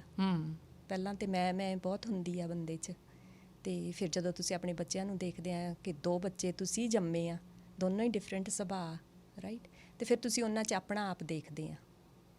ਤੇ ਬੱਚਿਆਂ ਨਾਲ ਜਿੱਦਾਂ ਪਹਿਲਾਂ ਮੇਰੇ ਫਾਦਰ ਮੇਰਾ first man in my life, second Balraj, ਤੀਜਾ ਅਜੇ ਮੇਰਾ ਬੇਟਾ, ਐਂਡ ਬੇਟੀ ਜਿਹੜੀ ਉਹ ਤੁਹਾਡੀ ਪਰਛਾਈ ਹੁੰਦੀ ਆ, ਰਾਈਟ। ਯਾ ਬੱਚੇ ਤਾਂ ਮੇਰੀ ਜ਼ਿੰਦਗੀ ਆ। ਜਿਨ੍ਹਾਂ ਦੀਆਂ ਮੈਂ ਪਿਕਚਰਸ ਵੀ ਜਿਵੇਂ ਤੁਹਾਨੂੰ ਮੈਂ ਮੈਂਸ਼ਨ ਕਰਾਂ, ਜਦੋਂ ਮੈਂ ਪਹਿਲਾਂ ਕੰਮ ਕਰਦੀ ਹੁੰਦੀ ਸੀ ਵੱਡਾ ਪੋਸਟਰ ਲਗਾਇਆ ਹੁੰਦਾ ਸੀ। ਪੇਨ ਹੁੰਦੀ ਆ ਤਾਂ ਮੇਰਾ ਮਕਸਦ ਮੈਨੂੰ ਦੱਸਦਾ ਹੁੰਦਾ ਸੀ ਕਿ ਇਹ ਮੇਰਾ ਮਕਸਦ ਆ, ਇਹ ਮੇਰਾ ਪਰਪਸ ਆ। ਬਲਜੀਤ, ਦਿਨ ਕਿਸ ਤਰ੍ਹਾਂ ਲੰਘਦਾ? ਸਵੇਰ ਸ਼ਾਮ ਕੋਈ ਖਾਸ ਤਰ੍ਹਾਂ ਦੀ ਰੂਟੀਨ ਰੱਖੀ ਹੈ? ਕੋਈ ਇੱਦਾਂ ਦੀਆਂ ਚੀਜ਼ਾਂ ਨੇ ਕਿ ਜਿਨ੍ਹਾਂ ਤੋਂ ਬਗੈਰ ਤੁਹਾਨੂੰ ਲੱਗਦਾ ਕਿ ਨਹੀਂ ਮੇਰੀ ਲਾਈਫ ਨਹੀਂ ਹੈ, ਦਿਨ ਦੇ ਵਿੱਚ ਆਹ ਕੰਮ ਮੈਂ ਕਰਨੇ ਹੀ ਕਰਨੇ ਆ? ਸਵੇਰ ਦੀ ਸ਼ੁਰੂਆਤ ਕਿਸ ਤਰ੍ਹਾਂ ਹੁੰਦੀ ਆ? ਮੈਂ ਅੱਜ ਕੱਲ੍ਹ ਜਿਵੇਂ ਤੁਹਾਨੂੰ ਕਹਿ ਰਹੀ ਹਾਂ ਕਿ ਮੈਂ ਕਾਫੀ ਈਜ਼ੀ ਗੋਇੰਗ ਪਰਸਨ ਹੋ ਗਈ ਹਾਂ। ਤੇ ਪਹਿਲਾਂ ਤੁਹਾਨੂੰ ਦੱਸਿਆ ਸੀ ਕਿ ਮਾਂ ਨੇ ਸਿਖਾਇਆ ਸੀ ਕਿ ਰਾਤ ਨੂੰ ਕੰਮ ਕਰ ਗਿਆ ਕੋਈ ਕਰ ਗਿਆ। ਮੇਰੇ ਕੰਮ ਆ ਜਿਹੜੇ ਮੈਂ ਚਾਹੁੰਦੀ ਹੁੰਦੀ ਆ, ਜਿਹੜਾ ਵੀ ਕੰਮ ਆ ਉਹਨੂੰ ਰਾਈਟ ਵੇ, ਜਿੱਦਾਂ ਕਿਚਨ ਆ ਤਾਂ ਉਹਨੂੰ ਪ੍ਰੋਪਰਲੀ ਕਲੋਜ਼ ਕਰੋ। ਅੱਛਾ। ਤੇ ਸਵੇਰੇ ਉੱਠ ਕੇ ਮੇਰੀ ਕੋਈ ਰਸ਼ ਨਹੀਂ ਹੁੰਦਾ। ਮੋਰਨਿੰਗ 'ਚ ਤੁਸੀਂ ਆਪਣੀ ਮੋਰਨਿੰਗ ਰੂਟੀਨ ਥੋੜ੍ਹੀ ਆਪਣੀ ਐਕਸਰਸਾਈਜ਼ ਕਰ ਲਈ, ਅਤੇ ਜੇ ਕੌਫੀ ਪੀਣੀ ਆ ਤਾਂ ਮੈਂ ਕੌਫੀ ਪੀ ਰਹੀ ਹੁੰਦੀ ਹਾਂ। ਉਦੋਂ ਇਹ ਨਹੀਂ ਕਿ ਮੈਂ ਕੁਛ ਹੋਰ ਕਰ ਰਹੀ ਹੁੰਦੀ ਹਾਂ। ਸੋ ਤੁਹਾਨੂੰ ਲੱਗਦਾ ਕਿ ਵੀ ਇਹ ਬਹੁਤ ਵੱਡਾ ਤੁਹਾਡਾ ਪੋਜ਼ੀਟਿਵ ਪੱਖ ਹੈਗਾ ਕਿ ਜਿਹੜਾ ਕੰਮ ਤੁਸੀਂ ਕਰਦੇ ਹੋ ਤੁਸੀਂ ਪ੍ਰੈਜ਼ੈਂਟ ਮੂਮੈਂਟ ਵਿੱਚ ਰਹਿ ਕੇ ਕਰਦੇ ਹੋ? ਹਾਂਜੀ, ਇਹ ਮੇਰੀ ਆਦਤ ਕੰਮ ਤੇ ਵੀ ਹੁੰਦੀ ਸੀ। ਇਹ ਕਿੰਨਾ ਔਖਾ ਹੈ, ਕਿੰਨਾ ਸੌਖਾ ਹੈ ਕਿ ਪ੍ਰੈਜ਼ੈਂਟ ਮੂਮੈਂਟ ਦੇ ਵਿੱਚ ਰਹਿਣਾ? ਸਾਡੀ ਮੋਸਟ ਆਫ ਦਾ ਟਾਈਮਸ ਇਸੇ ਚੀਜ਼ 'ਚ ਅਸੀਂ ਸਟਰਗਲ 'ਚ ਰਹਿੰਦੇ ਹਾਂ ਕਿ ਇਸ ਮੂਮੈਂਟ ਦੇ ਵਿੱਚ ਨਹੀਂ ਰਿਹਾ ਜਾਂਦਾ। ਜਾਂ ਅਸੀਂ ਗਾਂ ਦਾ ਸੋਚੀ ਜਾਂਦੇ, ਜਾਂ ਅਸੀਂ ਪਿੱਛੇ ਦਾ ਸੋਚੀ ਜਾਂਦੇ ਹਾਂ। ਪਰ ਤੁਹਾਡੀਆਂ ਬਹੁਤੀਆਂ ਗੱਲਾਂ ਦੇ ਵਿੱਚ ਮੈਨੂੰ ਇਹ ਗੱਲ ਨਜ਼ਰ ਆਈ ਆ ਕਿ ਤੁਸੀਂ ਜੋ ਕਰ ਰਹੇ ਹੋ ਤੁਸੀਂ ਉਹਦੇ ਵਿੱਚ ਹੋ। ਫਿਰ ਮੈਂ ਤੁਹਾਨੂੰ ਇਸ ਗੱਲ 'ਤੇ ਆਵਾਂ, ਜਦੋਂ ਆਪਾਂ ਕਹਿੰਦੇ ਹਾਂ ਕਿ ਆਪਾਂ ਗੁਰਬਾਣੀ ਪੜ੍ਹੀ ਆ ਜਾਂ ਆਪਾਂ ਸੈਲਫ ਹੈਲਪ ਦੀ ਕੋਈ ਬੁੱਕ ਪੜ੍ਹੀ ਆ ਜਦੋਂ ਸਾਨੂੰ ਮਿਲੀ ਆ, ਫਿਰ ਉਹ ਤਾਂ ਇਹ ਹੋ ਗਿਆ ਨਾ ਜਿਵੇਂ ਆਪਾਂ ਨੂੰ ਡਾਕਟਰ ਨੇ ਪ੍ਰਸਕ੍ਰਿਪਸ਼ਨ ਦਿੱਤੀ ਅਤੇ ਆਪਾਂ ਲੈ ਕੇ ਤੁਰੇ ਫਿਰੇ। ਹੁਣ ਮੇਰਾ ਤਾਂ ਇਹ ਤਜਰਬਾ ਹੋ ਚੁੱਕਿਆ, ਜੇ ਡਾਕਟਰ ਨੇ ਪ੍ਰਸਕ੍ਰਿਪਸ਼ਨ 2 ਵੀਕਸ ਦੀ ਦਿੱਤੀ ਆ ਤਾਂ you have to finish it in 2 weeks.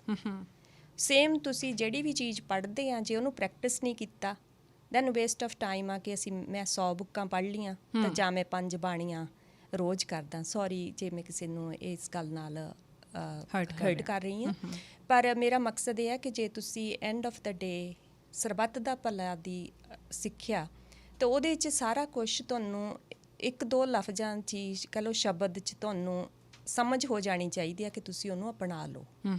ਫਿਰ ਉਹ ਤੁਹਾਡਾ ਸੁਭਾਅ ਬਣ ਜਾਂਦਾ। ਮੈਂ ਵੀ ਆ, ਇਹ ਨਹੀਂ ਹੈਗਾ ਕਿ ਮੇਰਾ ਵੀ ਹੁਣ ਮੈਂ ਉਹ ਕਹਿ ਦਿੰਦੀ ਹਾਂ ਬੱਚਿਆਂ ਨੂੰ, ਉਹ ਏਜ ਦੇ ਮੁਤਾਬਕ ਮਾਮ 3 ਵਾਰੀ ਗੱਲ ਇੱਕੋ ਹੀ ਕਰੀ ਜਾਂਦੇ ਆ। ਅੱਛਾ। ਜਾਂ ਬੱਚੇ ਕਹਿੰਦੇ ਮਾਂ ਮੈਂ ਰਿਪੀਟ ਆ। ਆਮ ਲਾਈਕ ਕੋਈ ਨਾ ਸੁਣ ਲਓ, ਇਟ ਡਜ਼ਨਟ ਹਰਟ। ਅਤੇ ਫਿਰ ਕਈ ਵਾਰੀ ਮੈਂ ਇੱਕ ਕੰਮ ਕਰਦੀ ਹਾਂ, ਉਹ ਮੈਂ ਦੇਖਦੀ ਹਾਂ ਕਿ ਏਜ ਦੇ ਮੁਤਾਬਕ ਕਈ ਵਾਰੀ ਬਹਾਨਾ ਹੁੰਦਾ, ਉਹ ਨਹੀਂ ਇਹ ਤਾਂ ਮੇਰੀ ਬਿਮਾਰੀ ਕਰਕੇ ਮੇਰੀ ਦਵਾਈ ਨਾਲ ਹੋ ਗਿਆ ਕਿ ਮੈਂ ਇੱਕ ਚੀਜ਼ ਤੇ ਫੋਕਸ ਨਹੀਂ ਹੁੰਦੀ। ਉਹ ਚੀਜ਼ਾਂ ਨੂੰ ਤੁਸੀਂ ਜਦੋਂ ਆਪਣੇ ਆਪ ਨੂੰ ਰੈਕੋਗਨਾਈਜ਼ ਕਰ ਲੈਂਦੇ ਨਾ ਕਿ ਇਹ ਮੇਰੀਆਂ ਗਲਤੀਆਂ, ਇਹ ਮੇਰੀਆਂ ਵੀਕਨੈਸਸ ਆ, ਤੁਸੀਂ ਉਹਨਾਂ ਦੇ ਨਾਲ ਫਿਰ ਸੌਖਿਆਂ ਹੀ ਨਿਭ ਲੈਂਦੇ ਆ। ਬਲਜੀਤ, ਬਹੁਤ ਸਾਰੇ ਸਾਡੇ ਸੁਣਨ ਵਾਲੇ ਹੋਣਗੇ ਜਿਨ੍ਹਾਂ ਨੇ ਕੈਂਸਰ ਵਰਗੇ ਰੋਗ ਨੂੰ ਝੱਲਿਆ ਹੋਏਗਾ, ਕੈਂਸਰ ਦੇ ਸਰਵਾਈਵਰ ਵੀ ਹੋਣਗੇ, ਤੁਹਾਡੇ ਵਰਗੀ ਜਰਨੀ ਦੇ ਵਿੱਚੋਂ ਉਹ ਨਿਕਲੇ ਹੋਣਗੇ ਜੀ। ਬਹੁਤ ਸਾਰੇ ਤੁਸੀਂ ਮੂਮੈਂਟਸ ਜਿਹੜੇ ਆ ਤਕਰੀਬਨ ਇੱਕੋ ਜਿਹੇ ਮੂਮੈਂਟਸ ਦੇ ਵਿੱਚੋਂ ਗੁਜ਼ਰਦੇ ਹੋ, ਖਾਸ ਕਰਕੇ ਜਦੋਂ ਤੁਹਾਡੀ ਕੀਮੋ ਚੱਲ ਰਹੀ ਹੁੰਦੀ ਆ, ਟਰੀਟਮੈਂਟ ਚੱਲ ਰਿਹਾ ਹੁੰਦਾ, ਤੁਸੀਂ ਆਪਣਾ ਆਪ ਜਾ ਕੇ ਸ਼ੀਸ਼ੇ ਦੇ ਵਿੱਚ ਦੇਖਦੇ ਹੋ, ਤੁਸੀਂ ਚਿਹਰਾ ਦੇਖਦੇ ਹੋ, ਤੁਸੀਂ ਆਪਣਾ ਸਿਰ ਦੇਖਦੇ ਹੋ। ਬਹੁਤ ਵਾਰੀ ਮੈਂ ਦੇਖਿਆ ਕਿ ਲੋਕ ਤਾਂ ਤਰਸ ਦੀ ਨਜ਼ਰ ਨਾਲ ਦੇਖਦੀ ਹੈ, ਕਈ ਵਾਰ ਬੰਦਾ ਵੀ ਆਪਣੇ ਆਪ 'ਤੇ ਤਰਸ ਖਾਣਾ ਸ਼ੁਰੂ ਕਰ ਦਿੰਦਾ। ਕੁਝ ਉਹ ਮੂਮੈਂਟਸ ਯਾਦ ਨੇ? ਹਾਂਜੀ ਯਾਦ ਆ, ਪਰ ਮੈਂ ਲੱਕੀ ਕਹਾਂਗੀ ਉਸ ਟਾਈਮ 'ਤੇ ਇੱਕ ਮੈਨੂੰ ਬੁੱਕ ਡਾਕਟਰ ਮਾਰਲਾ ਸਫੇਰੋ, ਉਹਨਾਂ ਦੀ ਬੁੱਕ ਸੀ life in the balance. It was her journey through the cancer. ਉਹਨੇ ਮੈਨੂੰ ਬਹੁਤ ਹੈਲਪ ਕੀਤਾ। ਸੋ ਤੁਸੀਂ ਕਿਤਾਬਾਂ ਦਾ ਕਾਫੀ ਸਹਾਰਾ ਲੈਂਦੇ ਹੋ? ਮੇਰਾ ਹਾਂਜੀ ਕਿਤਾਬ ਆ ਜਿਹੜੀ ਕਹਿੰਦੇ ਆ ਕਿ ਇਹੋ ਜਿਹਾ ਦੋਸਤ ਆ ਜਿਹੜਾ ਤੁਹਾਨੂੰ ਜਵਾਬ ਨਹੀਂ ਦਿੰਦਾ, ਤੇ ਤੁਸੀਂ ਪੜ੍ਹਿਆ ਤੇ ਉਹਨੂੰ ਜੇ ਤਾਂ ਤੁਹਾਡਾ ਦਿਲ ਕਰਦਾ ਤਾਂ ਉਹਨੂੰ ਵਰਤ ਲਓ, ਨਾ ਦਿਲ ਕਰਿਆ ਤੇ ਨਾ ਵਰਤੋ। ਉਹਨੇ ਸੁਣਾਉਣਾ ਨਹੀਂ ਕਿ ਤੂੰ ਮੈਨੂੰ ਵਰਤ ਲਿਆ, ਪੜ੍ਹ ਲਿਆ ਤੇ ਹੁਣ ਤੂੰ ਫੋਲੋ ਨਹੀਂ ਕੀਤਾ। ਤੁਸੀਂ ਚੰਗੇ ਲਈ ਫੋਲੋ ਕਰਨਾ, ਰਾਈਟ। ਮੈਨੂੰ ਕਾਫੀ ਸਹਾਰਾ ਮਿਲਿਆ ਇਸ ਚੀਜ਼ ਦਾ। ਦੂਸਰੀ ਗੱਲ ਇਹ ਹੈ ਕਿ ਜਦੋਂ ਤੁਹਾਨੂੰ ਕੋਈ ਵੀ ਪ੍ਰੋਬਲਮ ਹੁੰਦੀ ਆ, ਉਹਦੇ 'ਚ ਜੇ ਤੁਹਾਨੂੰ ਹੈਲਪ ਮਿਲਦੀ ਆ ਬੈਸਟ ਆ, ਉਹ ਲੈ ਲਓ ਹੈਲਪ। ਕਿਹੜੀ ਹੈਲਪ ਚਾਹੀਦੀ ਆ ਉਹ ਵੀ ਦੱਸ ਦਿਓ ਅਗਲੇ ਨੂੰ, ਕਿ ਮੈਨੂੰ ਫੋਨ ਕਰ ਕਰਕੇ ਬਾਰ-ਬਾਰ ਮੇਰਾ ਹਾਲ ਨਾ ਪੁੱਛੋ। ਜੇ ਮੈਨੂੰ ਹੈਲਪ ਚਾਹੀਦੀ ਹੋ ਤਾਂ ਮੈਂ ਤੁਹਾਨੂੰ ਕਾਲ ਕਰਕੇ ਦੱਸ ਦੂੰਗੀ। ਇਸ 'ਚ ਮੈਂ ਆਪਣੀਆਂ ਸਿਸਟਰਸ ਬਾਰੇ ਜ਼ਰੂਰ ਮੈਂਸ਼ਨ ਕਰਾਂਗੀ ਕਿ ਮੇਰੀਆਂ ਦੋਨੋਂ ਸਿਸਟਰ ਆਪਣੇ ਆਪਣੇ ਘਰ ਬੈਠੀਆਂ, ਇੱਕ ਵਾਸ਼ਿੰਗਟਨ 'ਚ ਬੈਠੀ ਆ, ਇੱਕ ਇੱਥੇ ਬੈਠੀ ਆ ਵੈਨਕੂਵਰ 'ਚ, ਦੋਨੋਂ ਪਾਠ ਕਰ ਰਹੇ ਆ। ਤਾਂ ਆਨਲਾਈਨ ਕਿੰਨੇ ਸਾਲ ਪਹਿਲਾਂ ਭੋਗ ਪਾਇਆ, ਆਪਣੇ ਆਪਣੇ ਘਰ ਜੋ ਪ੍ਰਸ਼ਾਦ ਬਣਾਇਆ ਖਾ ਲਿਆ। ਮੈਨੂੰ ਇਦਾਂ ਦੀਆਂ ਗੱਲਾਂ ਜਿਹੜੀਆਂ ਹੌਸਲਾ ਦਿੰਦੀਆਂ ਕਿ ਮਾਮ ਮੇਰੇ ਕੋਲ ਆ। ਉਹਨੇ ਮਾਮ ਨੂੰ ਕਹਿਤਾ, ਮਾਮ ਮੈਨੂੰ ਇਹ ਚੰਗਾ ਲੱਗਦਾ ਕਿ ਆਪਾਂ ਰੋਟੀ ਬਣਾਈ ਆ, ਪੈਕ ਕਰੋ, ਆਪਾਂ ਕਿਸੇ ਪਾਰਕ 'ਚ ਬਹਿ ਕੇ ਖਾਈਏ, ਮੈਂ ਘਰੇ ਨਹੀਂ ਖਾਣੀ। ਤਾਂ ਮੇਰੇ ਨਾਲ ਉੱਠ ਕੇ ਤੁਰ ਪੈਣ। ਇਸ ਛੋਟੇ ਜਦੋਂ ਤੁਹਾਨੂੰ ਚੀਜ਼ਾਂ ਸੁੱਖ ਦਿੰਦੀਆਂ ਨਾ, ਮੈਨੂੰ ਹੁਣ ਕਈ ਵਾਰੀ ਮੈਂ ਕਹਿ ਦਿੰਦੀ ਆ ਡੈਡ ਨੂੰ ਵੀ, remember we used to have fun. ਉਹ ਕਹਿੰਦੇ ਪੁੱਤ ਤੈਨੂੰ ਦੂਜੀਆਂ ਗੱਲਾਂ ਨਹੀਂ ਯਾਦ? ਮੈਂ ਕਿਹਾ ਵੀ ਉਹ ਜਿਵੇਂ ਨਹੀਂ ਤੁਸੀਂ ਟਰੀ ਨੂੰ ਛਾਂਟ ਦਿੰਦੇ ਆ, ਵਿੰਟਰ ਆਉਂਦੀ ਆ ਵੀ ਫਰੂਟ ਜ਼ਿਆਦਾ ਲੱਗੂਗਾ, ਪ੍ਰੂਨਿੰਗ ਕਰ ਦਿੰਦੇ ਆ। ਮੈਂ ਕਿਹਾ ਮੈਂ ਦੂਜੀਆਂ ਫਾਈਲਾਂ ਡਿਲੀਟ ਕਰ ਦਿੰਦੀ ਆ, ਤੇ ਤਾਂ ਕਿ ਮੇਰੀਆਂ ਜਿਹੜੀਆਂ ਹੁਣ ਆਪਾਂ ਕੰਪਿਊਟਰ ਵੀ ਆ ਜੇ ਓਵਰ ਕਰ ਲੈਂਦੇ, ਆਪਣੇ ਫੋਨ ਦੀ ਝੱਟ ਆਪਾਂ ਨੂੰ ਹੋ ਜਾਂਦਾ, ਮੈਮਰੀ ਭਰ ਚੱਲੀ ਆ। ਬਿਲਕੁਲ। ਕਿਹੜੀਆਂ ਚੀਜ਼ਾਂ ਰੱਖਣੀਆਂ, ਜਿਹੜੀ ਮੇਰੀ ਫੋਟੋ ਸੋਹਣੀ ਨਹੀਂ ਉਹ ਮੈਂ ਨਹੀਂ ਰੱਖਣੀ, ਆਪਾਂ ਝੱਟ ਡਿਲੀਟ ਕਰ ਦਿੰਦੇ ਆ। ਤੇ ਫਿਰ ਵਾਈ ਨਾਟ ਲਾਈਕ ਜਿਹੜੀਆਂ ਸਾਡੀਆਂ ਬੈਡ ਮੈਮਰੀਜ਼ ਆ ਲਾਈਫ ਦੀਆਂ, ਅਸੀਂ ਉਹਨਾਂ ਨੂੰ ਪਿੱਛੇ ਕਰਦੀ ਹੈ। ਹਾਂ ਕਈ ਟੌਂਟ ਕਰਦੀ ਆ, ਮੈਨੂੰ ਵੀ ਕਰਦੀ ਆ ਕਿ ਉਹ ਗੱਲ ਇਹ ਫਲਾਣੇ ਨੇ ਇਹ ਕਹਿਤੀ ਸੀ। ਉਹਦੇ 'ਚੋਂ ਫਿਰ ਆਪਾਂ ਕੁਛ ਹੌਸਲਾ ਲੱਭਦੇ ਆ ਜਾਂ ਉਹ 'ਚੋਂ ਚੰਗੀ ਸੋਚ ਲੱਭਦੇ ਆ। ਤਾਂ ਸਾਡਾ ਰਿਐਕਸ਼ਨ ਜਾਂ ਰਿਸਪੌਂਸ ਕੀ ਹੈਗਾ ਉਹਦੇ 'ਤੇ ਡਿਪੈਂਡ ਕਰਦਾ। ਬਿਲਕੁਲ। ਕੋਈ ਹੋਰ ਗੱਲ ਅਖੀਰ 'ਤੇ ਸਾਡੇ ਸੁਣਨ ਵਾਲਿਆਂ ਨੂੰ ਕਹਿਣੀ ਹੋਵੇ? ਮੈਂ ਇਹੀ ਕਹਾਂਗੀ ਕਿ ਸਭ ਤੋਂ ਪਹਿਲਾਂ ਤੁਸੀਂ ਆਪ ਨੂੰ ਪਿਆਰ ਕਰੋ, ਆਪ ਨੂੰ ਇੱਕ ਹੱਗ ਕਰੋ, ਆਪ ਨੂੰ ਜਿਵੇਂ ਦਾ ਤੁਹਾਨੂੰ ਬਣਨਾ ਚੰਗਾ। ਉਹ ਕਹਿੰਦੇ ਆ ਨਾ ਕਿ ਖਾਈਏ ਮਨ ਭਾਉਂਦਾ, ਪਹਿਨੀਏ ਜੱਗ ਭਾਉਂਦਾ।